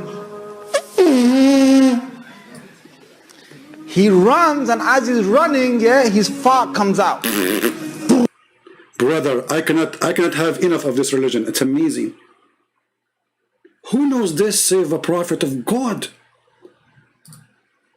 How? Nobody knows those things. Prophet Muhammad, he have a PhD in farting theology. Are you going to prepare yourself for PhD in religion? Well, I advise you to take a PhD in the farting theology, because this is part of the theology. Relation between farting, shaitan, and God. What is the connection, brother, between the farting and Allah? Explain to us, please. Why shaitan fart? Hadith of Tirmidhi it says, yeah, when you give the adhan, the shaitan, he not only runs, but the hadith says, lahu durat. You know what durat is? No, we don't. Durat is, he runs, and as he's running, yeah, his fart comes out. True story. Lahu durat. I'm not making this the hadith. And listen to the hadith like you first. You know what the deen is about. The deen is about getting the shaitan away from you. So you know you go into the toilet. You know, Bismillahi Allahumma inni a'udhu bika min al-khubuthi wal khaba'is. So Allah protect me from these devils. You go in there with your left foot. The left. Brother, stop. Brother, take a note, brother. You have to enter the bathroom with the left foot, because this protection will not work, brother, if you enter with the right foot. Brother, the Prophet says so. It is, Zakir Naik says Islam can stand the test of science. So brother, if you enter the bathroom with your right foot, brother, your anus is in trouble. Hey Jihad, how many times you enter the bathroom with right foot? Be honest with me. Every day do you do that? Huh? Foot you went in, you get a reward for that. You're in the toilet, shaitan can't see you anymore. The foot you went in, you get a reward for that. You're in the devils. You go in there with your left foot. The left foot you went in, you get a reward for that. You're in the toilet, shaitan can't see you anymore. Brother, you get reward just because you enter with the left foot. That's alone. Like, look. There's reward in every step in Islam, brother. So now a Muslim, he wanna enter the bathroom. He stand by. He opened the door. He now look at his left foot. He left his left foot. And then he put it there and he is so happy I got reward now. I cannot. Let me go to my bathroom. Hold on. Okay, I entered the bathroom with my left foot and I got the reward. I'm coming back. What is that, man? That's deep. That's so deep. I love it. It's in a hadith, right? If you don't toilet, Bismillahi Allahumma inni a'udhu bika min al-khubuthi wal khaba'is. So Allah protect me from these devils. You go in there with your left foot. The left foot you went in, you get a reward for that. You're in the toilet, shaitan can't see you anymore. That's in a hadith, right? Look at this, you became invisible. Can you believe it? Because you said, A'udhu billahi min khubsi shaitani wal khaba'ith. Ask Allah seek refuge from the game of shaitan and his boyfriends. You go in the bathroom now, brother, you are invisible. I want to use that for a bank robbery. Enter the bank door with the left foot, and I say I seek refuge from the security and their friends. And then I will become invisible, and then I take the money without even doing anything. I don't even talk to anyone. Nobody see me. I'm invisible. All what they will see, money going in my pocket. Bingo. Unbelievable. Science, brother. Zakir Naik, he said Islam stands science. Test of science. All books fail. Islam never fail. You're in the toilet, shaitan can't see you anymore. That's in a hadith, right? If you don't say the dua, what happens is the shaitan... Hold on. Now the real deal. What happened if you don't say that prayer before you enter the bathroom? Brother, get ready for the consequence of not praying to Allah when you are going to take off your pant. Bad things will happen, brother. Unless you are from San Francisco. You will like it. Okay, what will happen? Dua, what happens is the shaitan not only comes inside, but the hadith of Tirmidhi says he plays with your bowels. He plays with your bowels. So you're inside there, you're thinking you're going to be out there in 5 minutes. He's taking you 20 minutes and you're still not halfway there.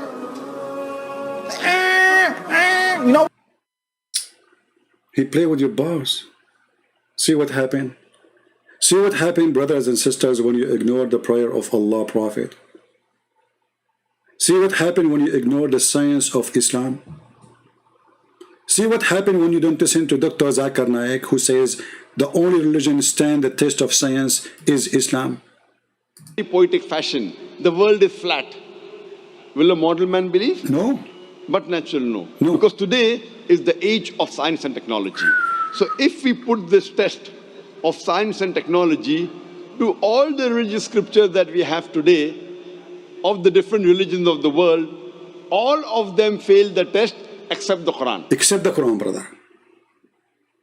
A brother, stop. A brother, and Zakir Naik, he said, if you say to somebody the earth is a flat, is he going to accept that in the modern science? Nobody. But is it the Quran says the earth is a flat, you idiot?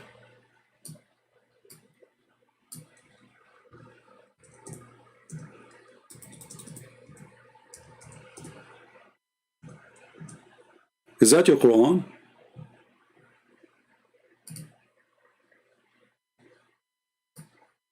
Look.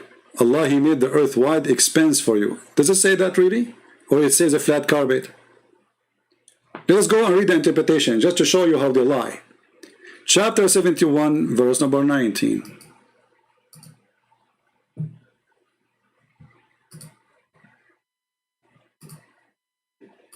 Does it say flat carpet, or I'm making things up?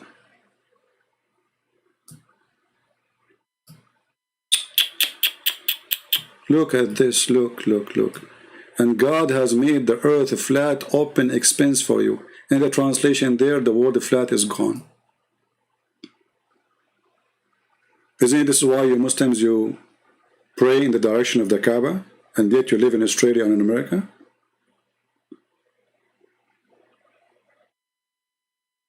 The Bible, thousands of years ago, said, the globe of the earth, and this globe is hanged on nothing. Hanged on nothing. Empty space.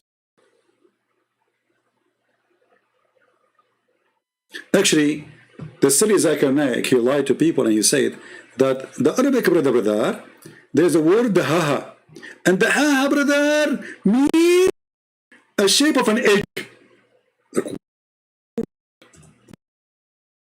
The shape of an egg. Our Zakir Naik, where do you get this from? It's that Zakir Naik, he saw a video in YouTube made by a kid to refute me, stupid kid.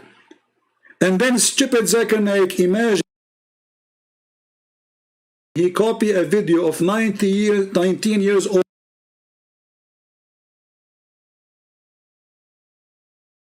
kid. This is a video made by a 19 years old kid claiming that the word dahaha means a shape of an egg. And then every Muslim start laughing at him, says that's not true, but they copy just to promote religion. And this is why you see in the translation, not a single translation use the word egg. Where is the word egg there? Choose any translation. Why Muslims are hiding it? It's not there because there's no egg. It's the opposite. It says dahaha, make it flat. The stupid Zakir Naik, he copied a video made by a 19 years old kid from YouTube. And he put it in his book. And you can go try every single translation. Okay, a challenge in the front of the Muslims. Hey Muslim, what translation for chapter 79 verse number 30 says egg? Not flat. Any Muslim can give me one? None of them says that. Because simply there's nothing like this there. Choose anyone you want. Itani, Biktal, Muhammad Asad, which one you want? Where do you get the word egg from? Hold on, let me find you the videos of Zakir Naik saying that. Just for a comedy.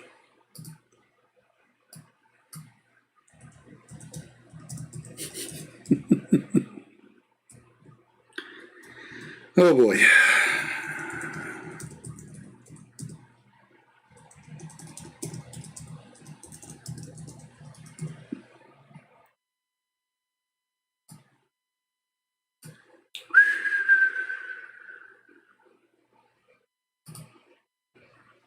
Previously, the human beings, we thought that the earth on which we live, it is flat. It was in 1577, Sir Francis Drake, when he sailed around the earth, he proved that the earth was spherical.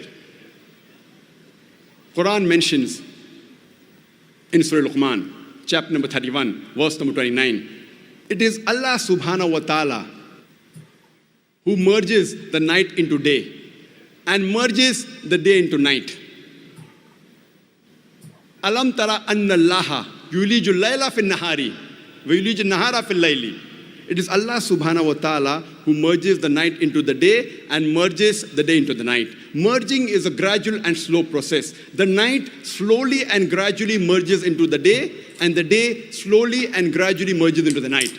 If the earth was flat, there would have been a sudden change. It would have been a gradual process of... Okay. Just let me get you busted, Abdul. You see, the easiest way always to get those stupid self-acclaimed scholars busted is to go right away to the Quran, and you will see that what he is quoting include a mistake, clear mistake in the Quran. So let's go there. He said, let us go back, show you the verse on the screen, because they put it in the screen, right? Here we go. Where is the screen? Where is the verse? Where is the verse? Yeah, there's a YouTube video. Okay, here we go. It's chapter 31, verse number 29. Let us go with you. 31, 29. And then you will see how we will laugh.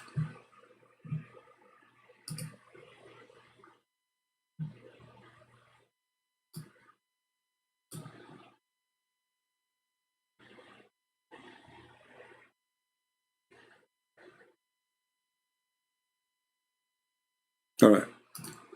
Allah, hasn't you seen how Allah caused the night to pass into the day and caused the day to pass into the night? This is the statement in front of us. This is what he's quoting. All right. Now, and he made the sun and the night and the moon into a course. Let us examine if Zakir Naik is giving us really what Islam teaching, or he is a hypocrite liar like he's a prophet. Who is the best who can explain such a thing? Zakir Naik or Muhammad? For sure we say Muhammad, right? Let us go and see what Muhammad said. And then we will see if the earth is a flat or round as he said. And remember, we are going to show you very authentic, approved hadith. Even Muslims in their videos, they say they agree with this hadith.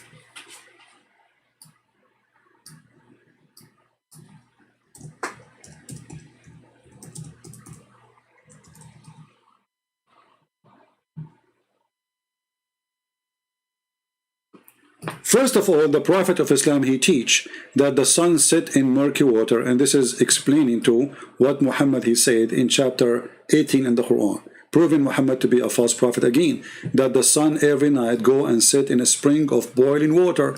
And as you see, this is an accurate hadith. Let's continue. Are we done? No.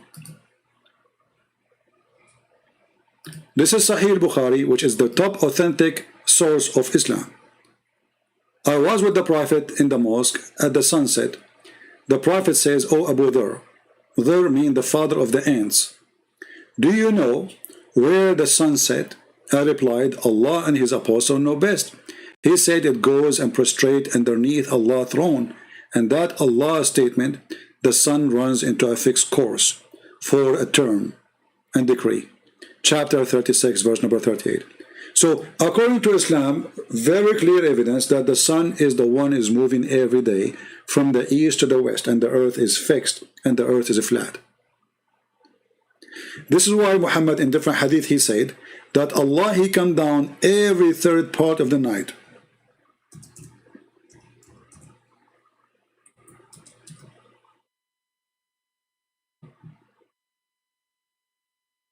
Allah he come down. Let us see the hadith.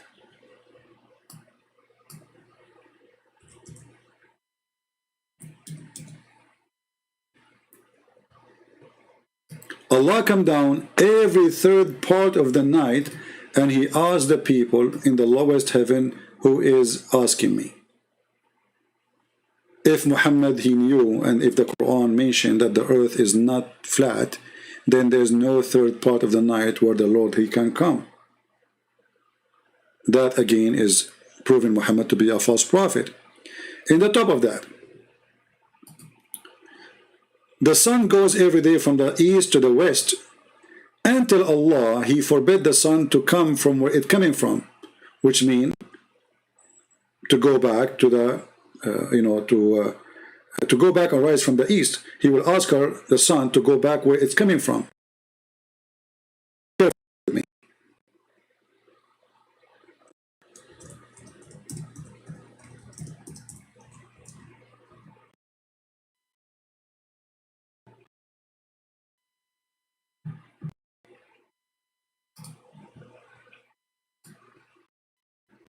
I'll show you different hadith.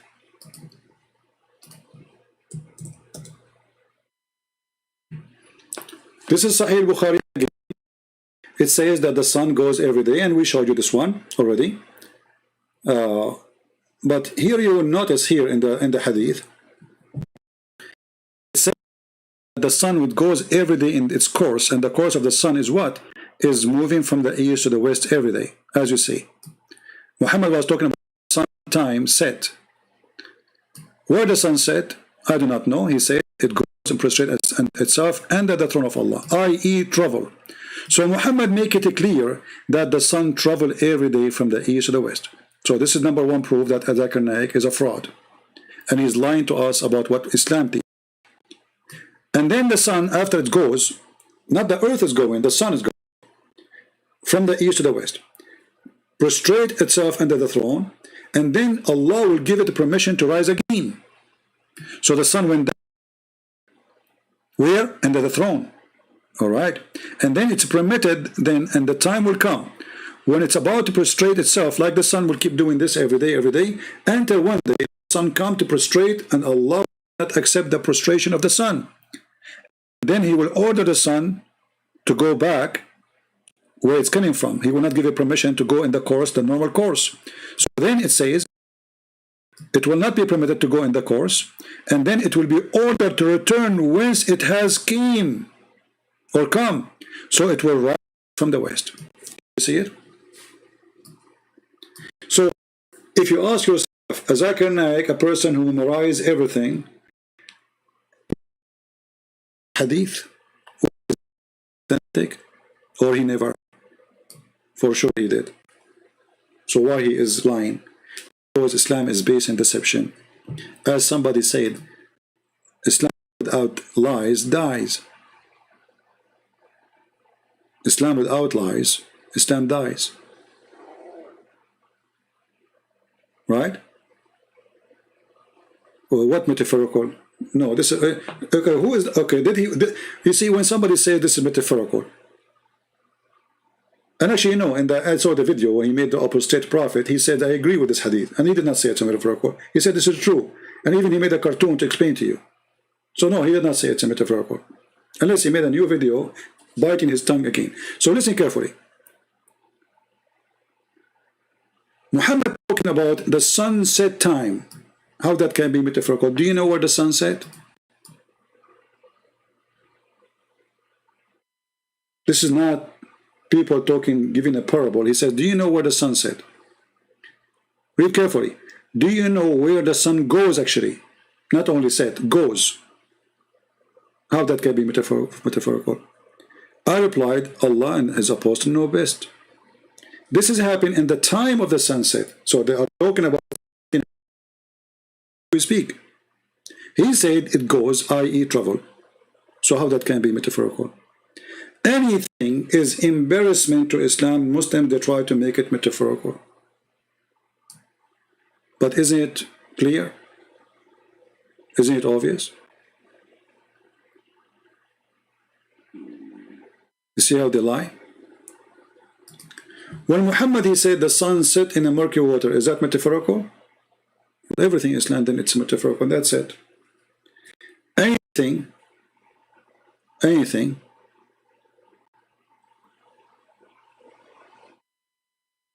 is embarrassment to Islam. Muslim, either they will say it's da'if, rejected, not accepted, or metaphorical.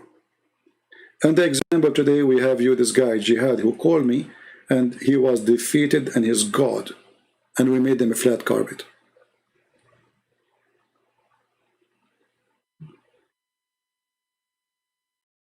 So, you know, when a Muslim, he says Islam can stand the test.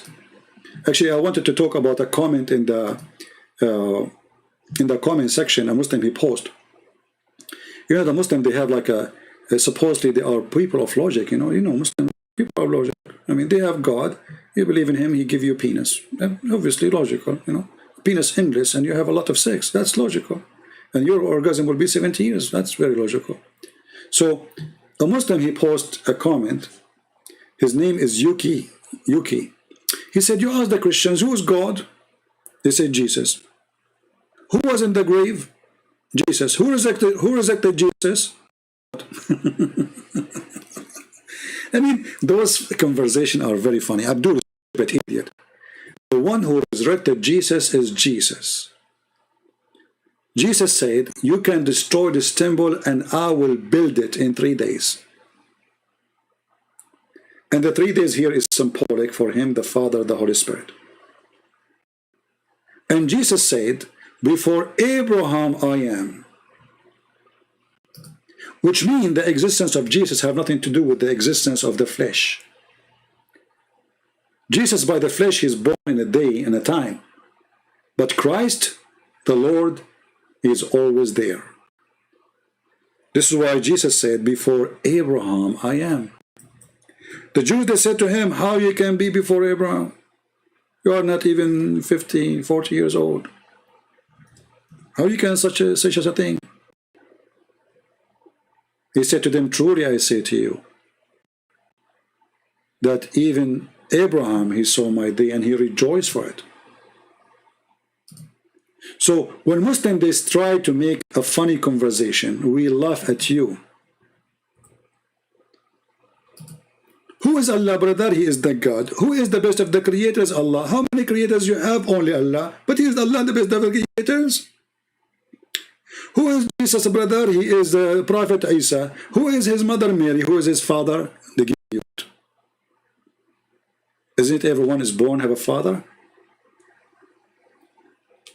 Adam was not born. Adam is made from mud. So when they try to come with logic, Islam is the last religion to speak about logic. Is it logical that Jesus is born of a woman, she have no man? How come you accept that? How come the Muslims don't debate us about this? Because their prophet says so. Because their prophet says so, not a single Muslim argue about it. But imagine if the coward Muhammad, he did not say so. Muslims will be laughing at you. And here you see that Muslims, they are willing to jump over logic when they want, and they are logical when they want. It is logical that Jesus is a son of Mary and he is alive now for thousands of years. It's logical. It's logical that Muhammad is the best of the prophet, but he is dead in the grave and he stink.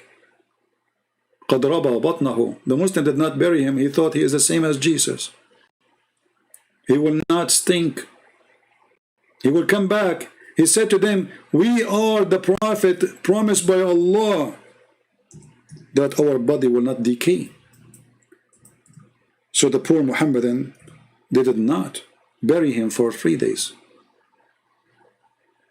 And then he stink, as Ibn Abbas, he said.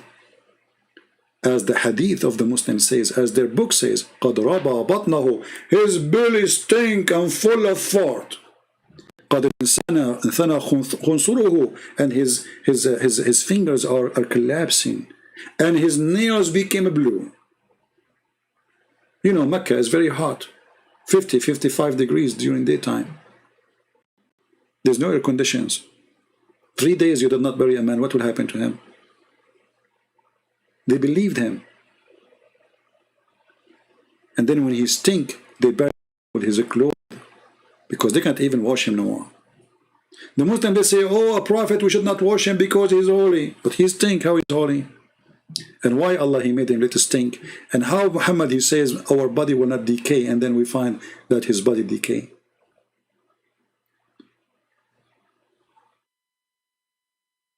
You know, when we speak about the crucifixion of Jesus, maybe I should make just a video about this topic. When we talk about the death of Christ, you remember this was the death of the flesh. No one can kill God. No one. And remember that Jesus is exist, or Christ is exist before the flesh of the man Jesus. So they kill which was not even exist before, but still Christ was exist. Are we listening? When Christ, he said, before Abraham I am,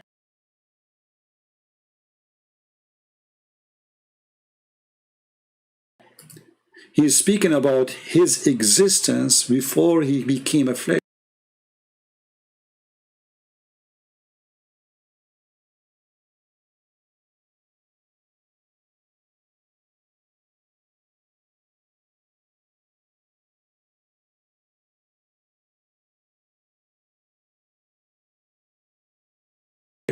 For God loved his word, he sent the word, he sent his only begotten son.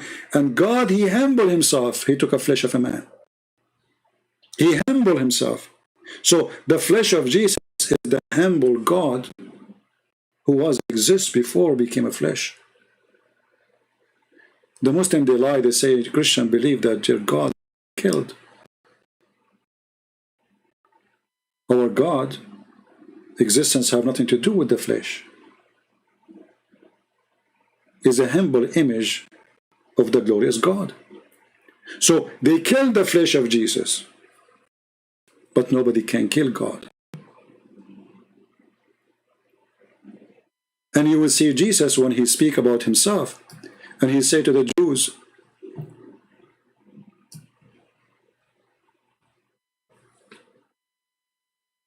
if a man he keep my saying, he shall never see death. Then they said, the Jews to him, now we know that this person has a devil. Look what he's saying. The one who keep my saying, which means he's saying he's God. Well, who? You're saying who? Don't we have the law of the Torah? Don't we have the law of Moses? Why? Who? What do you mean by saying? But they do not know that God is speaking to them, and he is the one who gave Moses the orders. And then he says, Abraham is dead, and the prophet, and you say it, the man who keep my saying, he shall never taste of death. How that can be? Are thou greater than our father Abraham? Look at the question. The question is not, are you a prophet? The question is not, you claim to be knowledgeable rabbi. Are you claiming to be greater than our father Abraham, which is dead? Our greatest father Abraham is dead. So are you saying you're way higher than him? And even you maybe will not, like you're over death. And the prophet are dead. Who make you think of yourself? What do you think of yourself? Jesus said to them, if I honor myself, my honor is nothing, but my Father, he honor me. Who you say that he is your God?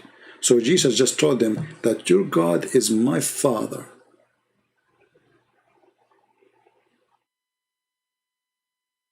Yet you have not known him, but I know him. And if I should say I know him not, I shall be a liar, like unto you. But I know him, and I keep his saying. Your father Abraham rejoiced to see my day, and he saw it. Here, Jesus gave them a shocking statement. He claimed that Abraham, which is an ancient man compared to those people, he see my day. He rejoiced when he saw it. Those people, they went crazy. How Abraham, he saw the day of this man. They said to him, you are not even 50 years old. And yet, you've seen Abraham? Jesus said to them, verily, verily, I say unto you, before Abraham, I am.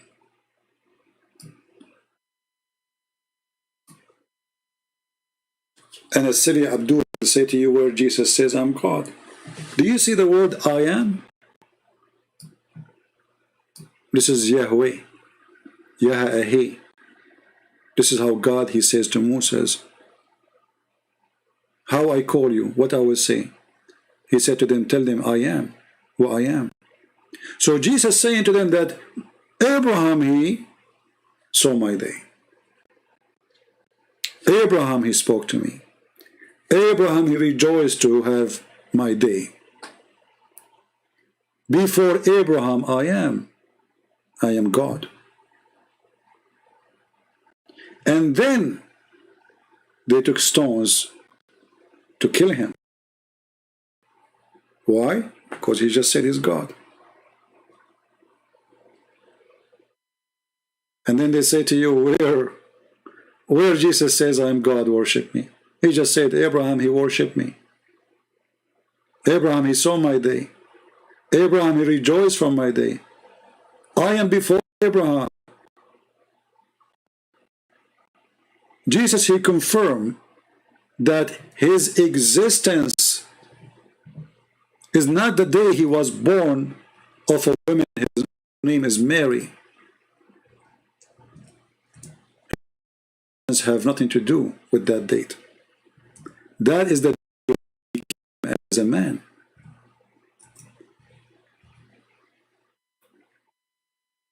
When Jesus says, I am the living God,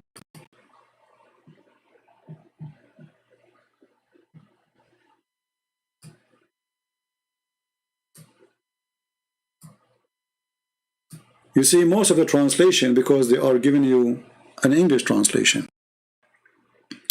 If you go to John and read the Aramaic translation,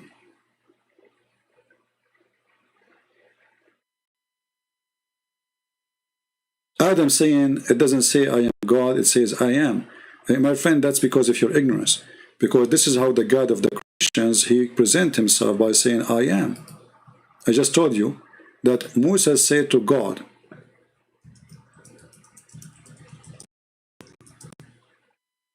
what I shall call you?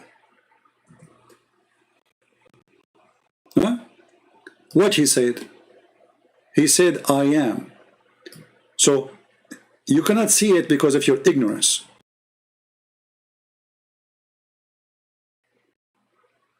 You see it?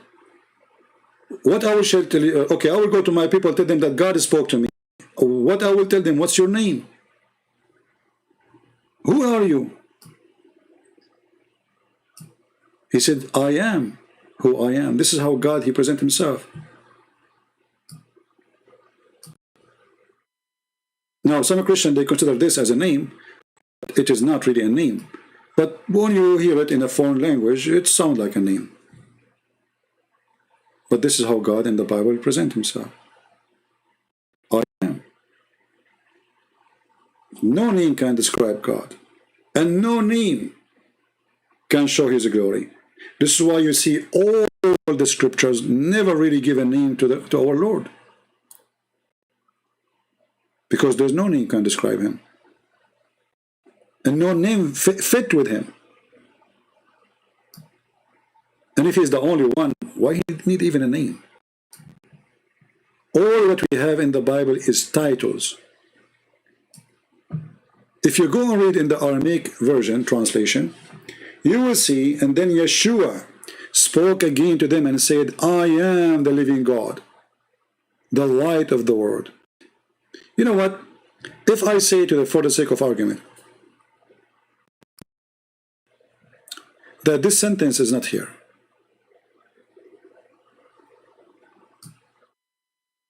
but he is saying, I am the light of the world. Muhammad, he copied that, he put it in the Quran. He says, Allah is the light of the world.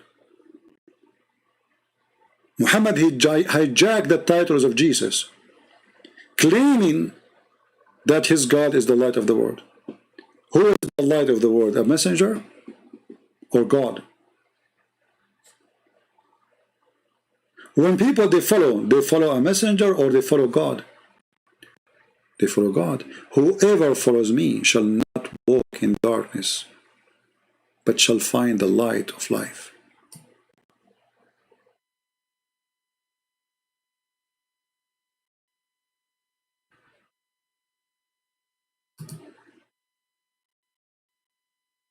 So my friend,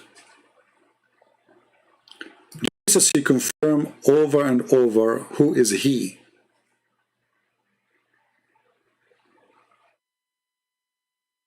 A Muslim, he says to you, well, Jesus says the one who sent me, well, who he said the one who sent me is the Father.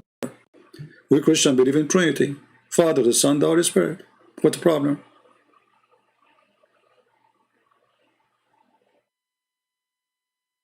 We just heard Jihad when he called me saying that we call Allah, or Allah he called himself we, that is majestic.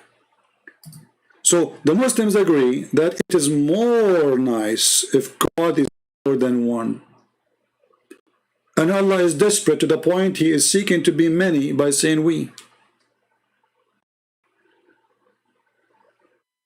My voice become a distance. I think this is my side. I think this is from your side.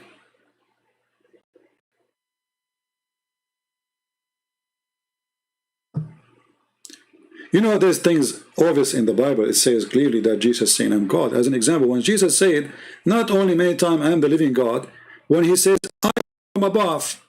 Okay, what does that mean? Is Muhammad from above? No.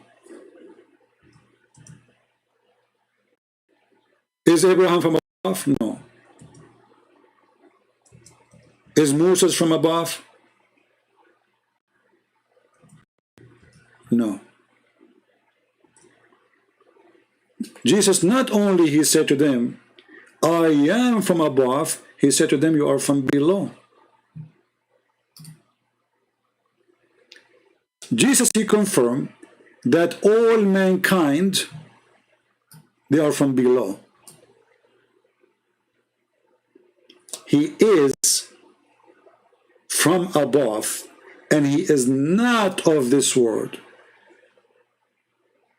And yet they say to you, where Jesus says, I'm God, worship me.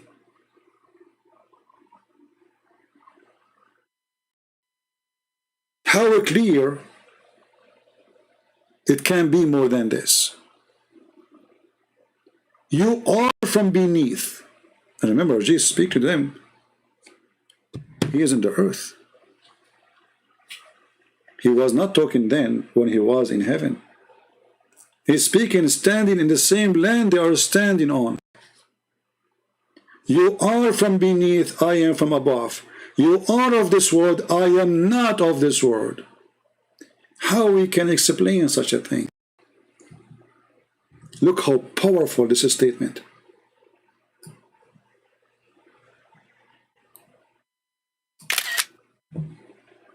Amazing. Look how confident he is. He is not saying, oh, all of us, we are the same, like, that, these days, everybody is aware, No. He's saying to them, you are nothing. I'm nothing like you. I'm nothing like you, and you are nothing like me.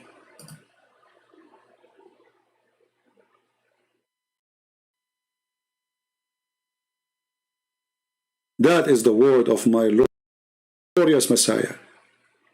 So you follow Muhammad, the one who was busy after a 5-year-old kid, the one who go to his son's house, and when the wife was alone, he flirted with her, and later he forced the husband to have her, to give her to him.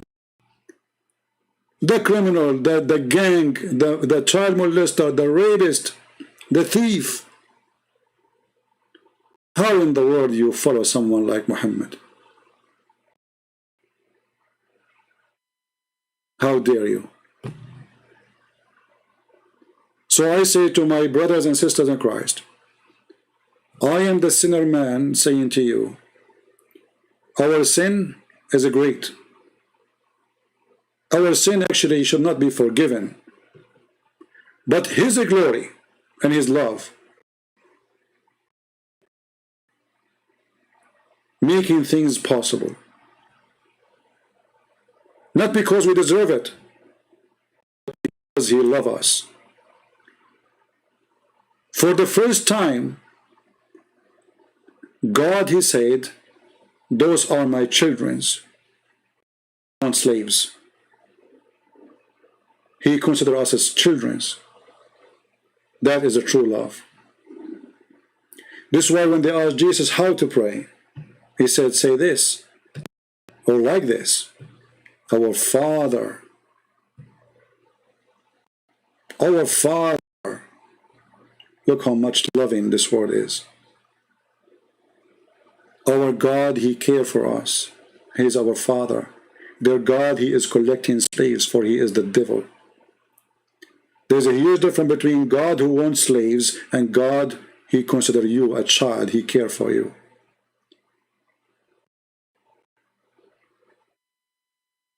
We have a loving God,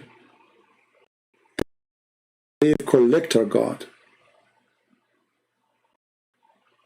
Our God penalty, not because he hates us, but because we refuse his. So he say, okay, I cannot force you. I tried my best to save you. God is like a firefighter come to your house.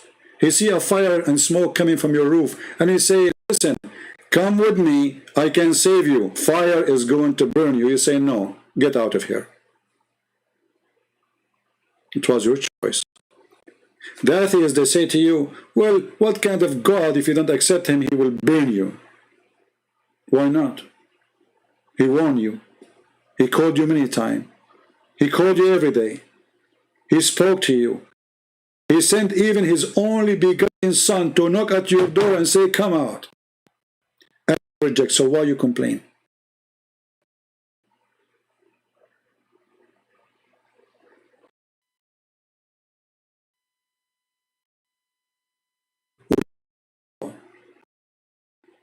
Amazing Messiah.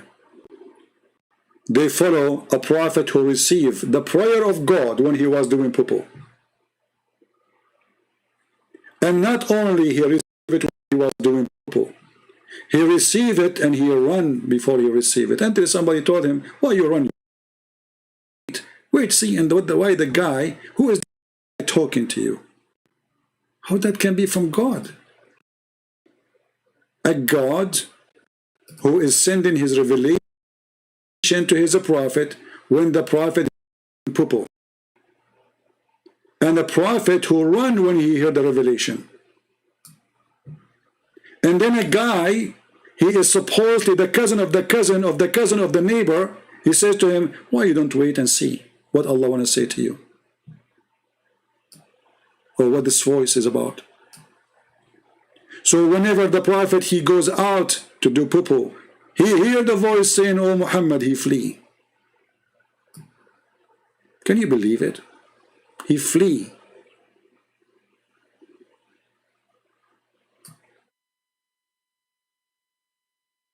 A person who have God in his side, he will not flee when he hear a voice coming from God.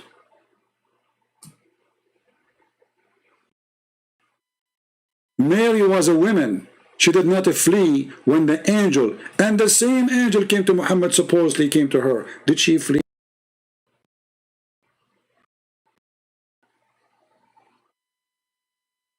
Muhammad, he flee while he's doing poop. And his God cannot wait. I have 24 hours a day. He wait for him until he go out to do poo-poo, and then he speak to him. Who in the world want to believe such a garbage?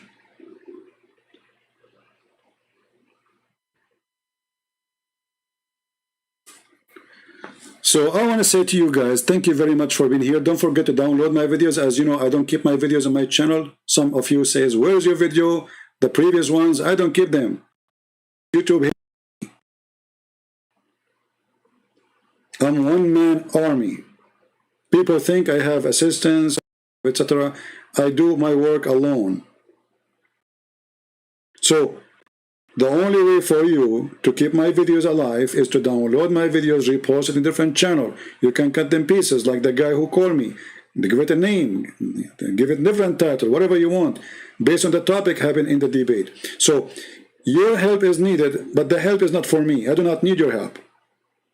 I'm the last one who need help, to be honest with you. It's cult. I'm here to help you, not the opposite. I'm here. It is a beautiful Sunday. I can go out. I can do whatever I want. But I spend hours and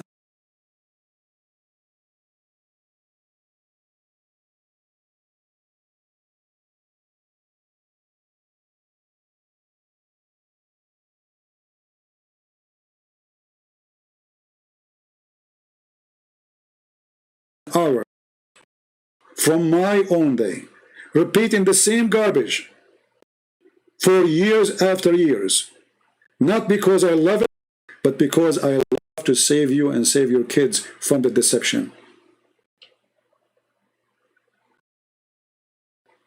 Otherwise, I'm sick of it. Honest to God, I'm so sick of this garbage. People call you names, people threat you, people want to humiliate you, people make videos about you, people. But do they count? No. For the Lord, he said, look for the truth, and the truth will set you free. And my friend, I'm free with Jesus. No intimidation can take us down, and no threat can make us scared. Our church father used to be given as food for beasts. Deny Jesus. Food for the cats. For fun. Just because they are Christians. With Christ we are winners. Without him we are losers. So we might lose a few hours a day. But how many people will leave Islam afterwards? How many souls will be saved and they will leave the cult of Muhammad? How many people they were thinking to convert to such a garbage cult, and now they knew that this is not even considered as a cult, it is just a mix of cults. It's a collection of cults. And by the way, those who speak and get to download my second book for free. I post the link for you in Patreon. You can here and you can download it and share it with your friend, even if you don't speak Russian. Download the book, post it somewhere. Post it if you have like a Russian friend, Facebook, Twitter, whatever. It's for free. It's a gift from me for those who speak Russian.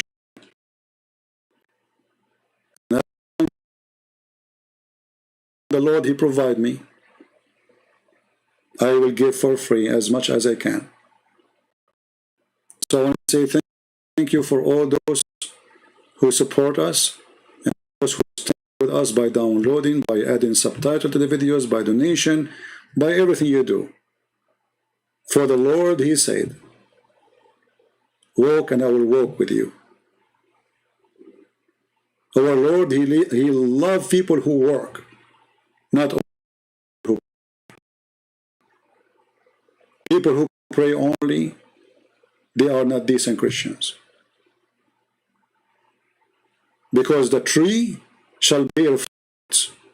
And the Lord, he said, from their fruits you shall know them. So the question for every one of us today, what was your fruit for today? And what is your fruit for tomorrow? Think about it. Time goes so fast. The house you built, somebody will take it, trust me. The house I live in, it used to be for somebody else before me.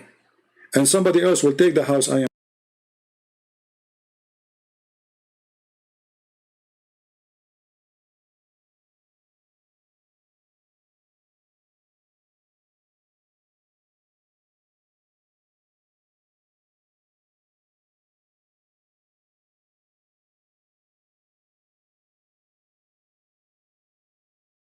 In after me. I'm not going to stay in this house. This is not my house. Even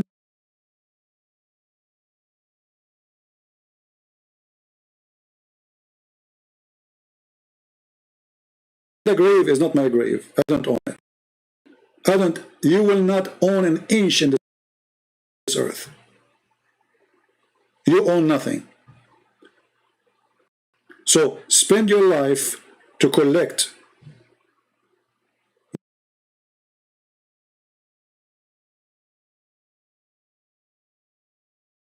Maybe money, maybe furniture, maybe cars. I cannot deny we need those things.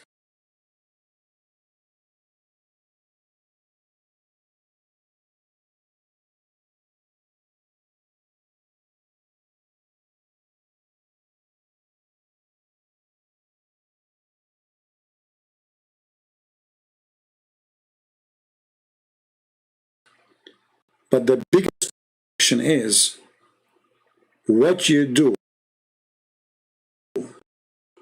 for tomorrow.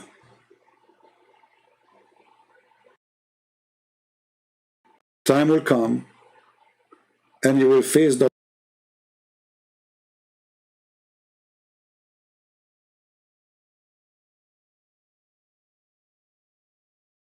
Lord, and he will say to you, what you brought to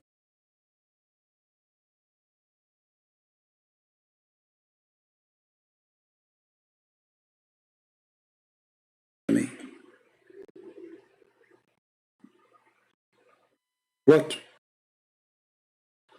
What you did? Then you need to ask yourself what the answer will be.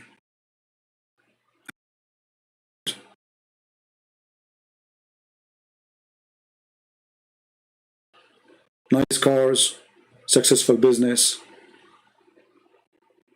What you did? Did you even bring one person to Christ? Did you help somebody to believe in him? So you go, you spend your life, you became 70, 80, 90, and then you come back empty-handed. How horrible it is.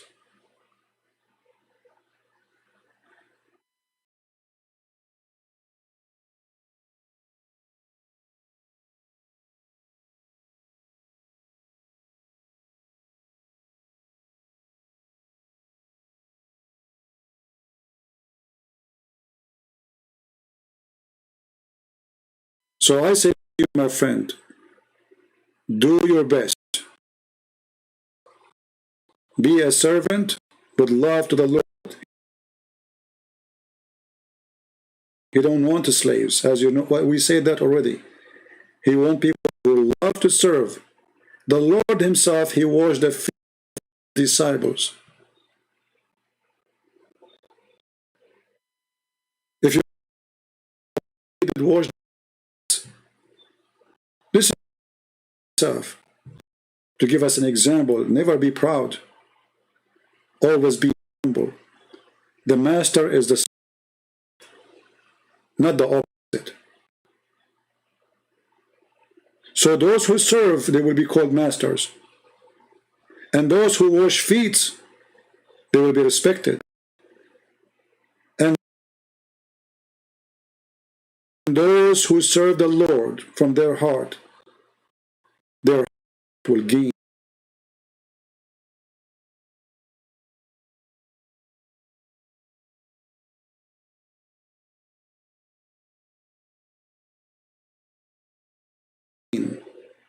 What they deserve.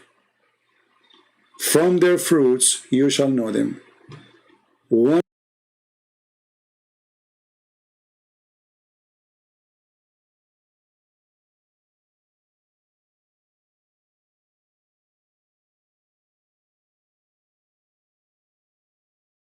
small sentence better than books.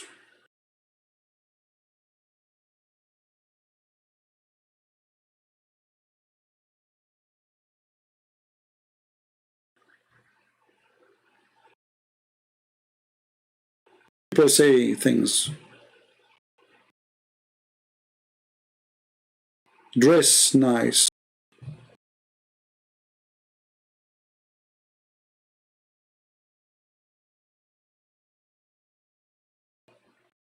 Perfume, watches, jewelries, nice houses.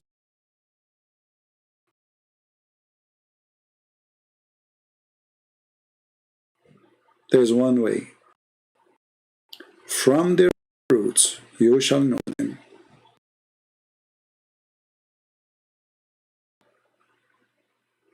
With the word of the Lord, we say to you good night, good day. May the Lord bless your and bless your coming week. Christ is Lord, Islam is false, and we prove it every day. Take care. Bye-bye.